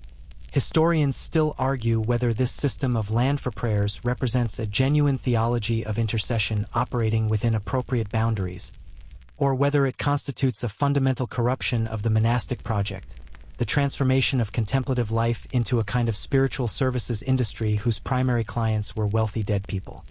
The argument is not resolvable on purely historical grounds because it depends on theological premises that historians cannot adjudicate, but the practical consequences are clear enough. The great monasteries became very rich, and their richness created political entanglements that the rule of Saint Benedict had neither anticipated nor equipped them to navigate. The abbot navigated these entanglements with the tools available to him, which included legal knowledge, diplomatic skill, the carefully cultivated friendship of powerful patrons, and when necessary, the willingness to deploy the monastery's spiritual authority as a political weapon. The most dramatic of these weapons was the interdict, a declaration that suspended all sacramental functions in a given territory, closing churches, silencing bells, denying burial in consecrated ground, which could be wielded against a lord who had encroached on monastic lands or violated monastic privileges with a devastating effectiveness that no secular army could quite replicate. The interdict was a weapon of last resort, but its existence in the arsenal shaped every negotiation that preceded it, because everyone involved knew it was there. The land disputes that occupied so much of the medieval abbot's time and attention arose from several sources. The monastery's charter, its founding document, specifying the lands and rights granted by its original patron, was the legal foundation of its estate, but charters could be ambiguous, could be lost, could be forged, and could be challenged by neighbors whose own interests conflicted with the monastery's claims. The archives of major medieval monasteries contain extraordinary quantities of legal documentation related to boundary disputes, rights of common, fishing rights, mill rights, tithe disputes, and the contested boundaries between monastic jurisdiction and that of the local bishop, the local lord, and occasionally the crown itself. The relationship between the monastery and the local bishop was a particularly fraught one, because monasteries occupied an ambiguous position in the ecclesiastical hierarchy. In principle, the bishop of the diocese in which the monastery sat had authority over it. In practice, many monasteries had obtained papal privileges of exemption that placed them directly under Rome's authority and excluded the bishop from their internal affairs. These exemptions were enormously valuable. They protected the monastery from episcopal interference, taxation, and the various forms of pressure that a bishop with his own agenda might bring to bear, and they were correspondingly resented by the bishops who were excluded. The resulting jurisdictional conflicts fill medieval legal records with a density and a passion that suggests both parties cared intensely about the outcome and had the legal resources to pursue it indefinitely. The chapter house, where the community gathered each morning to hear the rule read, to transact business, and to conduct the disciplinary proceedings that kept the community functioning, was the monastery's internal parliament, and its proceedings reveal the political texture of monastic life at its most granular. The chapter meeting began with prayer and the reading of the martyrology, the list of saints commemorated on that day, followed by a section of the rule, and then the abbot opened the floor to the business of the community. Practical matters were discussed: the state of the harvest, the repair of a mill, the arrival of an important guest, the assignment of specific brothers to specific tasks. And then came the disciplinary portion of the meeting, which was the chapter meeting's most distinctive and most psychologically interesting feature. Any monk could be accused of a fault in chapter: a violation of the rule, a failure of obedience, an offense against a brother, and the proceedings combined elements of confession, public accountability, and judicial process in proportions that varied by house and by the personality of the abbot presiding. The accused monk could be required to prostrate himself before the community, to confess his fault publicly, to accept whatever correction the abbot prescribed. Corrections ranged from mild, a formal rebuke, additional prayer obligations, exclusion from a meal, to severe, including physical punishment that the rule permitted in extreme cases and that the later medieval period applied with varying degrees of enthusiasm and restraint. The public nature of the chapter's disciplinary proceedings served a social function beyond the correction of individual faults. It maintained the community's awareness of the rule as a living standard rather than an abstract document. It gave the abbot a regular, formal mechanism for addressing tensions within the community before they escalated. And it created a shared vocabulary of accountability that, in a community where people had to live together in close quarters indefinitely, was probably genuinely useful. Whether it was experienced as useful by the monks being publicly corrected is a question the records, with characteristic discretion, do not fully answer. The abbot's political relationships extended beyond the monastery's immediate neighborhood into the wider world of royal and papal politics in ways that could become genuinely dramatic. Royal monasteries, those founded or patronized by kings and holding their lands by royal grant, were particularly exposed to the pressures of royal politics, because the king who had given could, under various pretexts, threaten to take back, or could install his own candidates in abbatial elections in ways that violated both the rule and canonical election procedures. The investiture controversy of the 11th and 12th centuries, the great struggle between papal and royal authority over the appointment of bishops and abbots, played out with particular intensity at major monasteries, where the question of who controlled abbatial elections had immediate, concrete consequences for enormous landholdings and networks of political influence. The election of a new abbot was, consequently, one of the most politically charged events in the life of a major monastery, attracting the attention and often the direct intervention of secular and ecclesiastical powers who had interests in the outcome.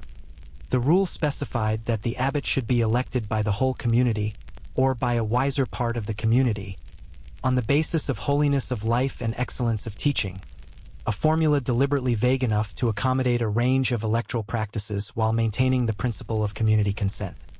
In practice, abbatial elections at major houses were frequently contested, occasionally violent, and sometimes resulted in outcomes that the community would have chosen differently if left entirely to its own devices. The monastery's economic management was the abbot's responsibility, exercised through a network of monastic officers, obedientiaries, each responsible for a specific aspect of the community's material life. The cellarer managed food and drink supplies, the sacrist managed the church and its furnishings, the precentor managed the liturgical music, the almoner managed the distribution of charity to the poor at the monastery gate, the guestmaster managed hospitality, and so on through a list of offices that in a large community might number 20 or more, each requiring a monk of relevant competence and sufficient seniority to handle the responsibility without either shirking it or becoming too attached to the authority it conferred. The cellarer of all the obedientiaries was the one whose work most directly affected the daily experience of every member of the community, because the cellarer controlled the food, and the food, as we have already established, was a matter of serious and ongoing monastic concern.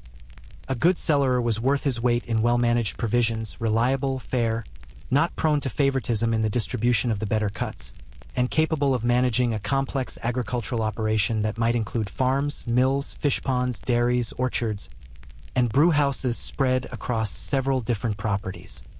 A bad cellarer was the source of the specific, grinding misery of institutional catering gone wrong, irregular supplies, poor quality, the subtle but pervasive unhappiness of people who are being fed adequately but joylessly. The quirky detail that illuminates the political texture of monastic economic life most vividly is the phenomenon of the charity, a form of pension or annuity in which the monastery provided lifelong accommodation, food, and sometimes additional allowances to a lay person in exchange for a lump sum payment or a land grant. Carities were sold by monasteries in financial difficulty as a way of raising immediate cash, and they created a peculiar class of permanent lay residents within the monastery, people who were neither monks nor guests but something in between, living within the monastic walls, eating from the monastic kitchen, and occasionally making themselves thoroughly tiresome to the community that had accepted their money and now had to accommodate their presence indefinitely.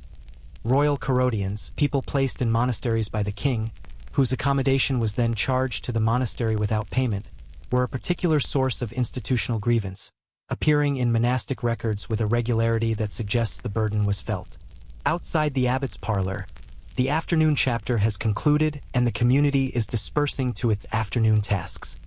Two senior monks walk slowly through the cloister in what appears to be quiet conversation but is, you suspect from the careful distance they are maintaining and the particular quality of their stillness, something more like negotiation.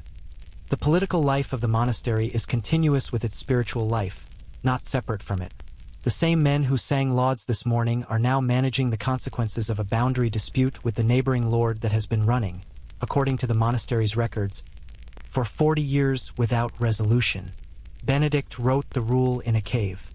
The men living by it are managing an estate, a political relationship with the crown, a network of dependent priories, and a chapter full of individuals with their own histories and ambitions and opinions about how things should be done. The gap between the cave and the chapter house is real, and the monastery has never fully closed it, and perhaps that is the most honest thing that can be said about any institution that tries to live by an ideal. The gap is where all the actual history happens. The abbot's candle burns late in the parlor. There are letters to write, and they cannot wait for morning. The bell that rings for a feast day sounds different. This is not acoustics, it is the same bell, hung in the same tower, struck by the same ringer, but something in the quality of the community's response to it changes the way the sound lands in your chest. On ordinary days, the bell is a summons, pulling you from whatever you are doing into whatever comes next with the calm authority of an institution that does not negotiate. On a feast day, the bell is an announcement, and the community that stirs in response to it carries itself differently from the first moment of vigils. There is a lightness in the dormitory, a barely perceptible quickening in the procession to the church, a quality of anticipation that the rule does not explicitly authorize but that Benedict, who understood human beings rather well, almost certainly anticipated and permitted in the generous silence of a document that says a great deal about obligation and somewhat less about joy, trusting that joy, properly rooted, would find its own way into the life he was designing.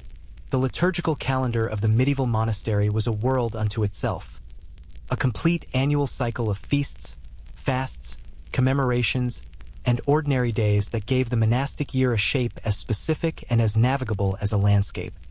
You learned this landscape gradually, the way you learn any landscape, by moving through it repeatedly until its features became familiar, the great peaks of Christmas and Easter, the long stretches of ordinary time, the minor elevations of saints' days and local commemorations, the valleys of Advent and Lent where the diet restricted and the mood sobered and the liturgy thickened with penitential weight. By now, several months into your monastic life, you can feel the calendar in your body before you consult it, the way sailors learn to read weather in the quality of morning light. Today is a major feast, one of the 12 principal feasts of the liturgical year, or perhaps the feast of your monastery's patron saint, which in your particular house is celebrated with an enthusiasm that the universal church calendar would recognize as technically optional and that your community treats as entirely non-negotiable. The preparations began yesterday. The sacrist spent the afternoon arranging the church with the specific textiles and ornaments reserved for high occasions, the embroidered antependium on the altar, the best candlesticks, the incense burners polished to a reflectiveness that no ordinary Tuesday could justify. The kitchen has been working since before vigils, producing smells that drifted through the dormitory during the dark hours between the night office and lauds, and that have been making reasonable concentration during prayer considerably more challenging than usual, which you suspect is not entirely accidental and which the cook, a lay brother of considerable culinary skill and minimal theological anxiety, has probably not lost any sleep over. The Mass on a feast day is a different experience from the daily conventual Mass. Longer, more elaborate, more musically ambitious, drawing on the full resources of the community's musical tradition in a way that the ordinary liturgy, beautiful as it is, does not. Gregorian chant on a feast day takes on additional tropes and sequences, melodic elaborations added to the basic chant that extend its duration and complexity. And in monasteries with developed musical cultures, polyphony might appear for the great feasts, voices weaving around each other in the stone acoustic of the church with an effect that requires no theoretical understanding of music to find overwhelming. You stand in the choir and sing your part, which you know by now well enough that the words and the melody carry themselves, and you feel the thing that regular communal singing produces in the human body when it is working well. A vibration that is partly physical and partly something else. A sense of being simultaneously very small and very held, which is either a neurological response to synchronized vocalization or a genuine experience of the sacred and possibly both, and the distinction may not matter as much as it seems. After the feast day Mass, the community processes back to the refectory, and here the day delivers its most immediate and most corporeal pleasures. The feast day table is a revelation after weeks of good but austere ordinary fare. The cloth on the table is a better cloth. The vessels are the better vessels. And the food is the accumulated culinary ambition of a kitchen that has been given permission to do its best work. Meat appears on the feast day table at most Benedictine houses by the high medieval period, navigating the rules restrictions through the misericord arrangement we discussed earlier or through the simple practical fact that feast days were understood as occasions when the normal calculus of monastic austerity was suspended in favor of something the tradition called convivium, a word that means literally living together, and that implies the particular quality of communal pleasure that comes from sharing a good meal in good company. The theological grounding for this was not difficult to find. The Gospels were full of meals. Jesus had attended feasts without apparent discomfort, and the monastic tradition that treated all pleasure as suspect had always existed in tension with the strand of Christian theology that understood creation, including food, including wine, including the pleasures of the table, as fundamentally good. The feast day meal might include roasted meat, baked fish prepared with more care and more seasoning than the ordinary Friday herring, additional courses of vegetables and legumes cooked with herbs and fat rather than simply boiled, and a dessert of some kind, fruit, cheese, possibly something sweetened with honey, which was the primary sweetener available in most medieval kitchens, and which the monastery's own hives produced in quantities sufficient for both the kitchen and the infirmary, where honey was used medicinally for wound dressing and throat treatments with an effectiveness that modern medicine has largely validated. The wine on a feast day was better wine, poured more generously, and the atmosphere in the refectory carried a warmth that had nothing to do with the kitchen wall and everything to do with the particular human alchemy of people who have been disciplined together for months finally being given permission to be simply glad. The reader at the feast day meal read something lighter than the usual theological commentary. Perhaps a saint's life, perhaps a narrative passage from Scripture, perhaps in some houses a piece of devotional poetry that combined literary pleasure with spiritual edification. Historians still argue whether feast day readings were genuinely lighter in tone and content or whether the perception of lightness was produced by the contrast with ordinary day fare, a psychological phenomenon rather than an editorial one. Either way, the refectory on a feast day had a quality of ease that the ordinary refectory, for all its genuine warmth, did not quite achieve. After the meal, the afternoon was considerably less structured than on ordinary days. Another feast day concession that the community navigated with the practiced ease of people who know exactly how to use unstructured time in an institution that provides very little of it. Some monks read in the cloister. Some worked in the garden with an unhurried quality distinguishable from ordinary work gardening. Some engaged in the careful, quiet conversation that the relaxed silence rules of feast days permitted. Not the elaborate sign language of the scriptorium but actual speech, conducted with the residual restraint of people who have spent months calibrating their voices to institutional expectation and find that they do not entirely know what to do with the permission to use them freely. The ale flowed somewhat more generously on feast days, which brings me to the brewing operation that deserves fuller attention than we have given it so far. The monastery's brewhouse was a serious industrial facility, not a hobby operation, not an artisanal side project, but a central element of the monastery's food production system, managed by a dedicated brewer or team of brewers with the same professionalism that governed the bakehouse and the kitchen. The scale of monastic brewing in the medieval period was substantial, a large monastery brewing for its own community, its guests, its lay workers, and potentially a commercial market might produce thousands of gallons of ale annually, requiring dedicated grain storage, malting facilities, brewing vessels, fermentation space, and the specific knowledge of how to manage yeast, that mysterious, invisible agent of transformation that medieval brewers understood empirically without understanding biologically. The quirky detail that I have been saving for this section, because it belongs here in the warmth of a feast day, is this: there is documented evidence from several medieval English monasteries of monks engaging in informal competitions over the quality of different batches of ale, with strong opinions expressed and considerable feeling invested in the outcome. One 13th-century monastic chronicle records a dispute between two monks about the relative merits of the summer brewing versus the autumn brewing that became sufficiently heated to require abbatial intervention. Not because either monk had violated any specific rule, but because the abbot apparently judged that the level of passion being directed toward ale quality assessment was disproportionate to the subject and might more profitably be redirected. The chronicle does not record which brewing the abbot personally preferred, which is either admirable restraint or a significant omission depending on your perspective.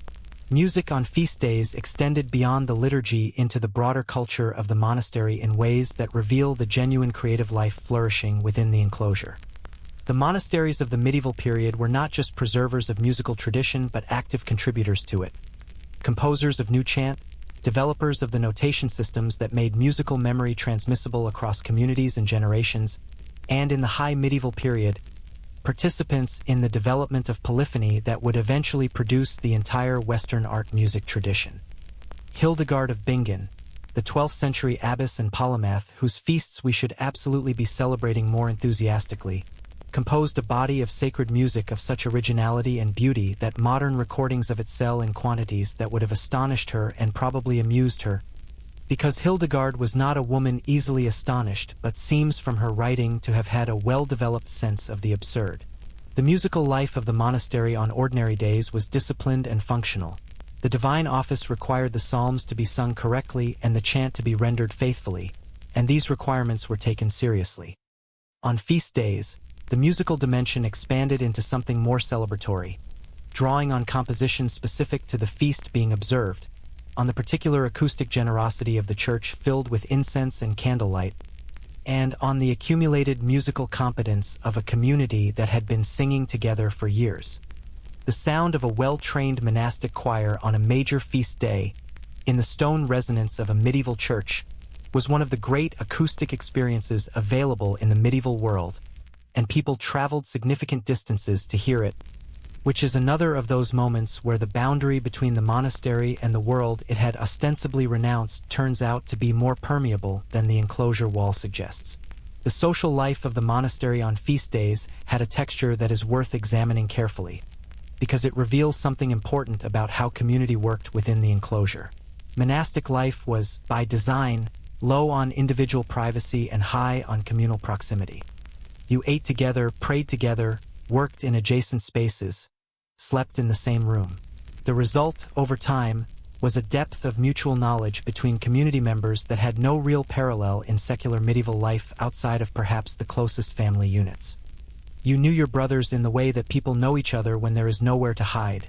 Their habits of thought, their recurring struggles, their private victories, the particular way each man prayed and the particular way each man failed to pray, the names of the books they returned to repeatedly and the names of the tasks they found most difficult.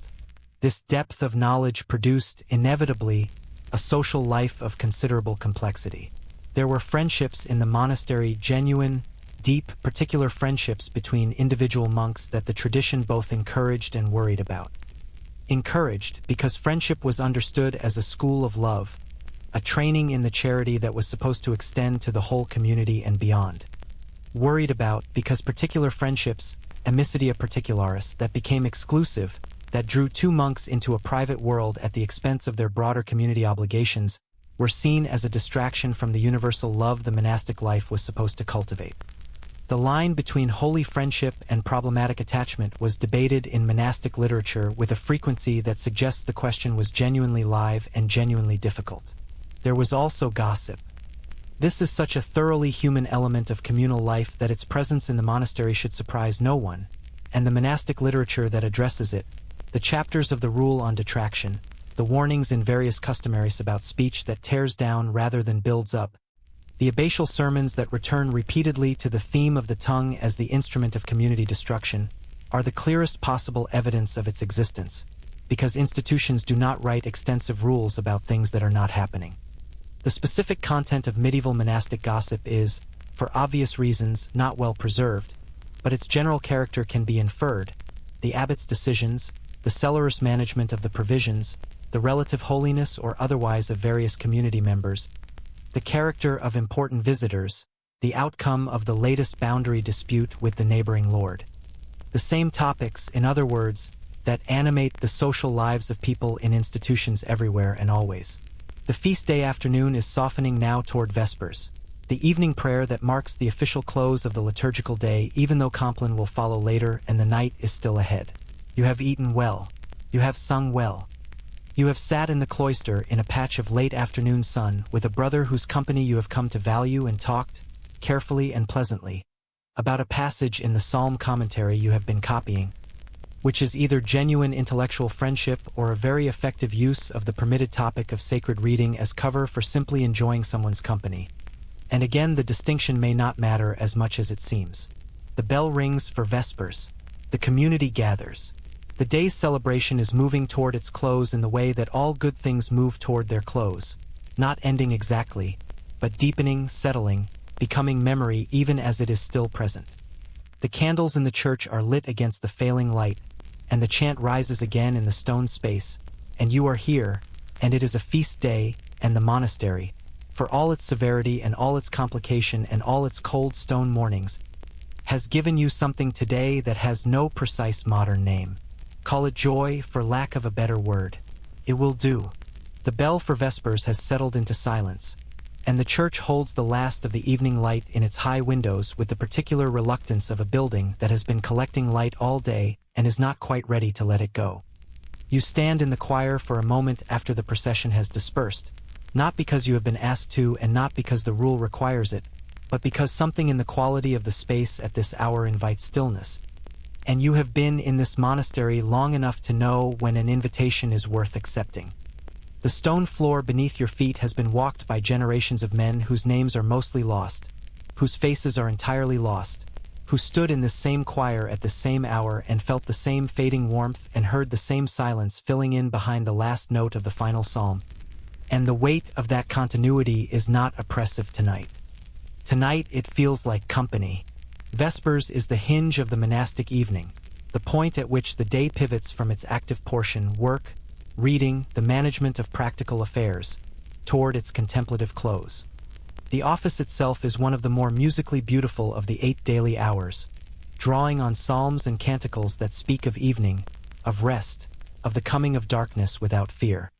The Magnificat, Mary's great song from the Gospel of Luke, beginning with the words that translate as "My soul magnifies the Lord," is sung at Vespers every day of the year, an anchor in the office's structure that gives the hour a particular theological weight. Historians still argue whether the consistent placement of the Magnificat at Vespers was a deliberate Benedictine choice reflecting a specific Marian theology, or whether it represents the inheritance of an earlier liturgical tradition that Benedict absorbed without significant modification. What is not disputed is that centuries of monks singing the same words at the same hour of every day created a depth of liturgical groove in the tradition that no individual theologian could have achieved by argument alone. After Vespers, there is a brief interval, the last significant pause in the day's structured movement, during which the community gathers for the reading of the Collatio, a passage from the writings of John Cassian or the early Desert Fathers that provides the evening spiritual reading and gives the final office of the day, Compline, its immediate preparation. The Collatio reading takes place in the chapter house or the cloister, and it has a quality distinct from the refectory reading at meals. At meals, you eat while listening, your attention divided between the physical and the intellectual. At the Collatio, you simply listen. No food, no work, no divided attention. Just the voice of the reader and the words of men who lived in the Egyptian desert in the 4th century and thought very carefully about how the human soul moves toward God in the dark.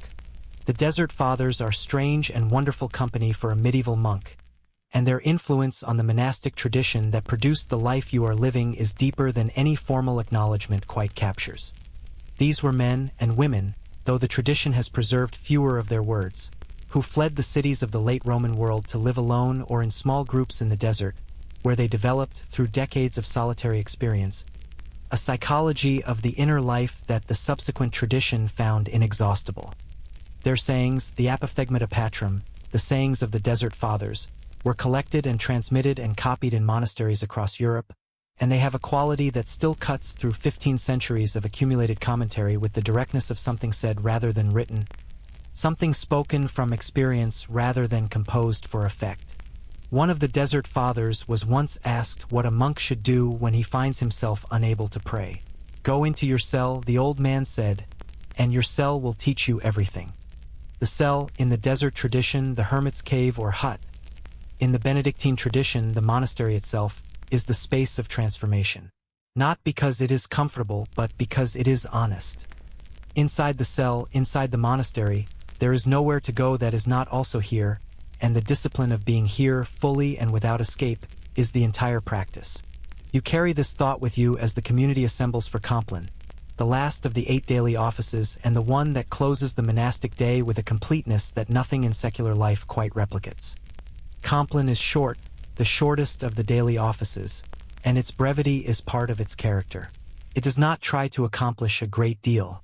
It tries to accomplish one thing: to hand the darkness over to God and to lie down in the confidence that the darkness is held. The Psalms of Compline speak of protection, of shelter, of the wings under which the frightened creature takes refuge. They are, in the best and oldest sense, lullabies, songs that address the fear of the dark with the specific reassurance that the dark is not empty. The Nunc Dimittis, Simeon's song from the Gospel of Luke, the words of an old man who has seen what he waited his whole life to see and is now ready for sleep, is sung at Compline, and its placement here, at the close of the monastic day, is one of the most quietly perfect liturgical decisions in the entire tradition. Lord, now let your servant depart in peace. Every evening, every monk in every choir in every monastery that follows the Benedictine rule sings the words of a man releasing himself into the night. Every evening, the day is let go. Every evening, the surrender is practiced so that when the larger surrender comes, and every monk in the choir knows it will come for each of them in turn, it will not be unfamiliar. You have rehearsed it. You know the words. After Compline, the great silence begins. This is the silence that runs from the end of the final office through the night and into the following morning, broken only by the bell for vigils and the chanting of the night office itself. The great silence is qualitatively different from the working silence of the scriptorium or the disciplined quiet of the refectory. It is an enveloping silence, a silence that the community steps into together like stepping into a body of water, and that changes the quality of everything that happens within it. Movement through the cloister becomes more deliberate. The small sounds of communal life, footsteps on stone, the creak of a door, the distant settling of the building itself, become distinct and unhurried. The monastery in the great silence is the monastery at its most essentially itself. You process back to the dormitory in the dark, following the path you have walked so many times that your feet know it without your eyes.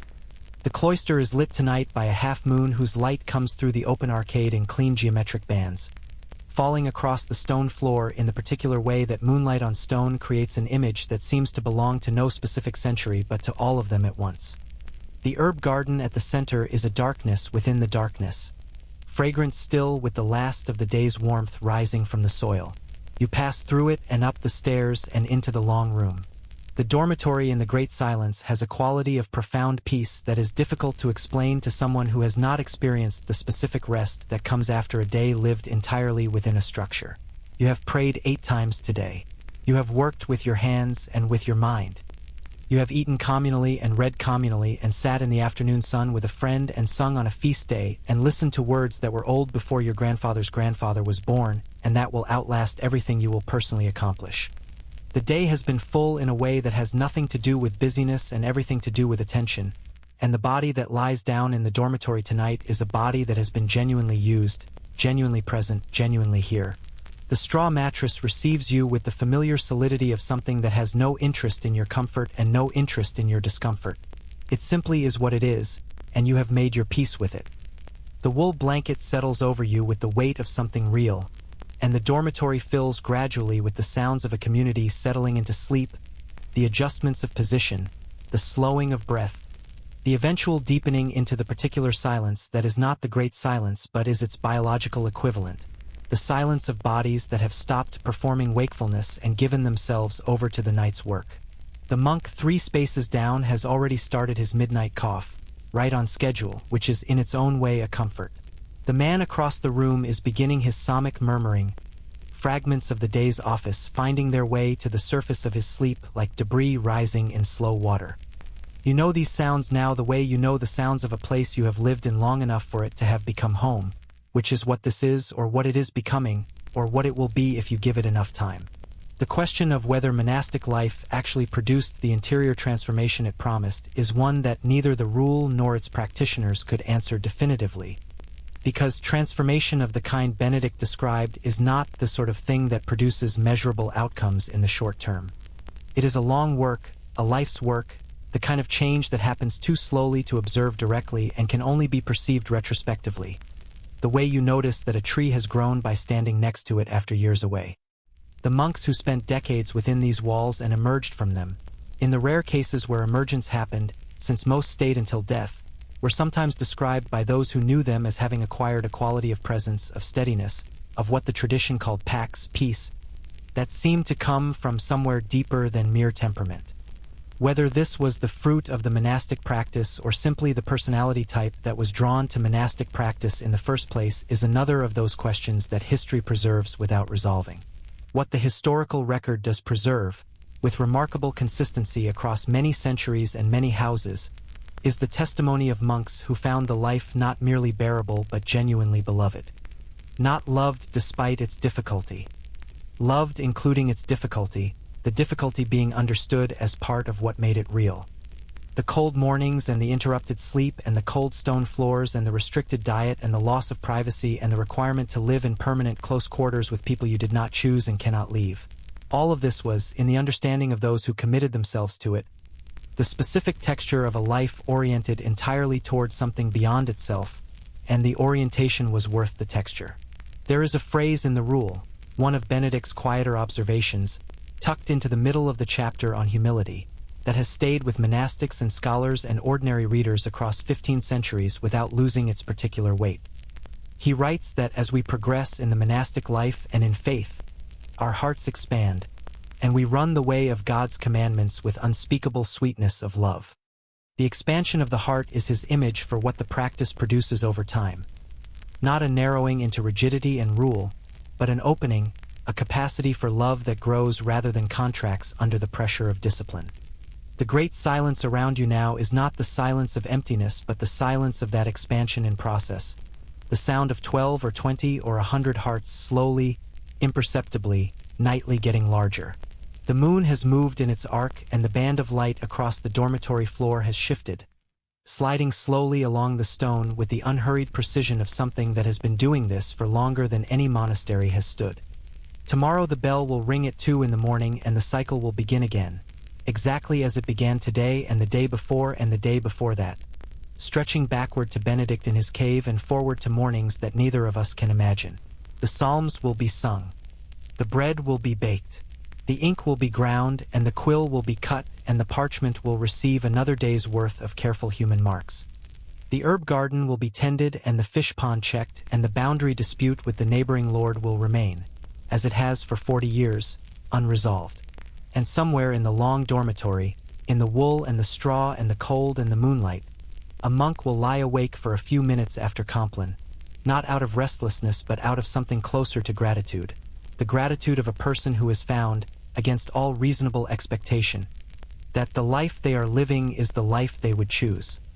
And then he will close his eyes, and his breathing will slow, and the great silence will receive him as it receives everything here, without comment, without condition, with the same patient, undemonstrative welcome that the stone walls offer to the moonlight, that the dormitory offers to the night, that the monastery has been offering, bell by bell and breath by breath, to every tired and seeking soul that has ever come through its heavy oak door.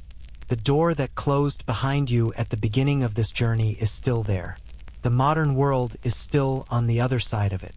But tonight, in the wool and the silence and the slow cold beauty of a life lived entirely by the bell, you are not sure you are in any hurry to return. Let your breathing slow now. Let the psalms you have heard tonight settle somewhere below the level of thought, in the place where things are kept not because we remember them but because they have become part of the structure of who we are. Let the dormitory sounds become the sounds of your own room, your own breath, your own particular and unrepeatable night. The bell will not ring for hours yet. The monk across the room is already dreaming in psalms. The moon moves on its ancient, patient arc. And you, wrapped in your wool, in your warmth, in this strange and luminous history, are exactly where you are supposed to be. Sleep now. The great silence has you. The night is long and kind and full of stars above the monastery roof, above the herb garden, above the fish pond and the scriptorium and the warming room and the cold beautiful church where tomorrow the candles will be lit again and the chanting will rise again and the whole extraordinary, ordinary, sacred, human cycle will begin once more, as it has always begun, as it will always begin, world without end. Good night. The bell has gone quiet. The office is done. You have spent a full day, a full life, almost, inside walls that the modern world forgot to knock down, and what they contained was stranger and richer and more human than any ruin suggests. You walked to the choir in the dark and sang songs older than your language. You sat in a cold scriptorium and made knowledge permanent with a feather and a pot of ink made from oak galls and iron. You ate your bread in communal silence while someone read aloud from the lives of people who had given everything they had to something they could not prove. You sat in a garden in the afternoon sun next to a man who was quietly getting better from an illness, and you did not need to speak because the silence between you was full enough. The monastery is still there, in its ruins and in its survivors, in the font on your screen that carries the shape of a medieval monk's careful hand, in the beer brewed by Trappists in Belgium, in the music of Hildegard still finding new listeners 8 centuries on. History has a way of leaving itself inside things, inside scripts and songs and recipes and the particular quality of silence that a stone building holds after everyone in it has gone to sleep. You carry a little of it with you now. The bell, the bread, the cold, the chant. The monk with the cat. The 12 degrees of humility. The collation read while eating herring in the refectory. The paw prints in the wet ink. Take them into your sleep. They have traveled a long way to find you, and they are glad of the rest. Now dim the lights a little lower. Let the breathing slow. Let the great silence do what it has always done. In dormitories and in bedrooms, in monasteries and in the ordinary blessed darkness of wherever you are tonight. Sleep well, and thank you genuinely for spending this night inside history with me.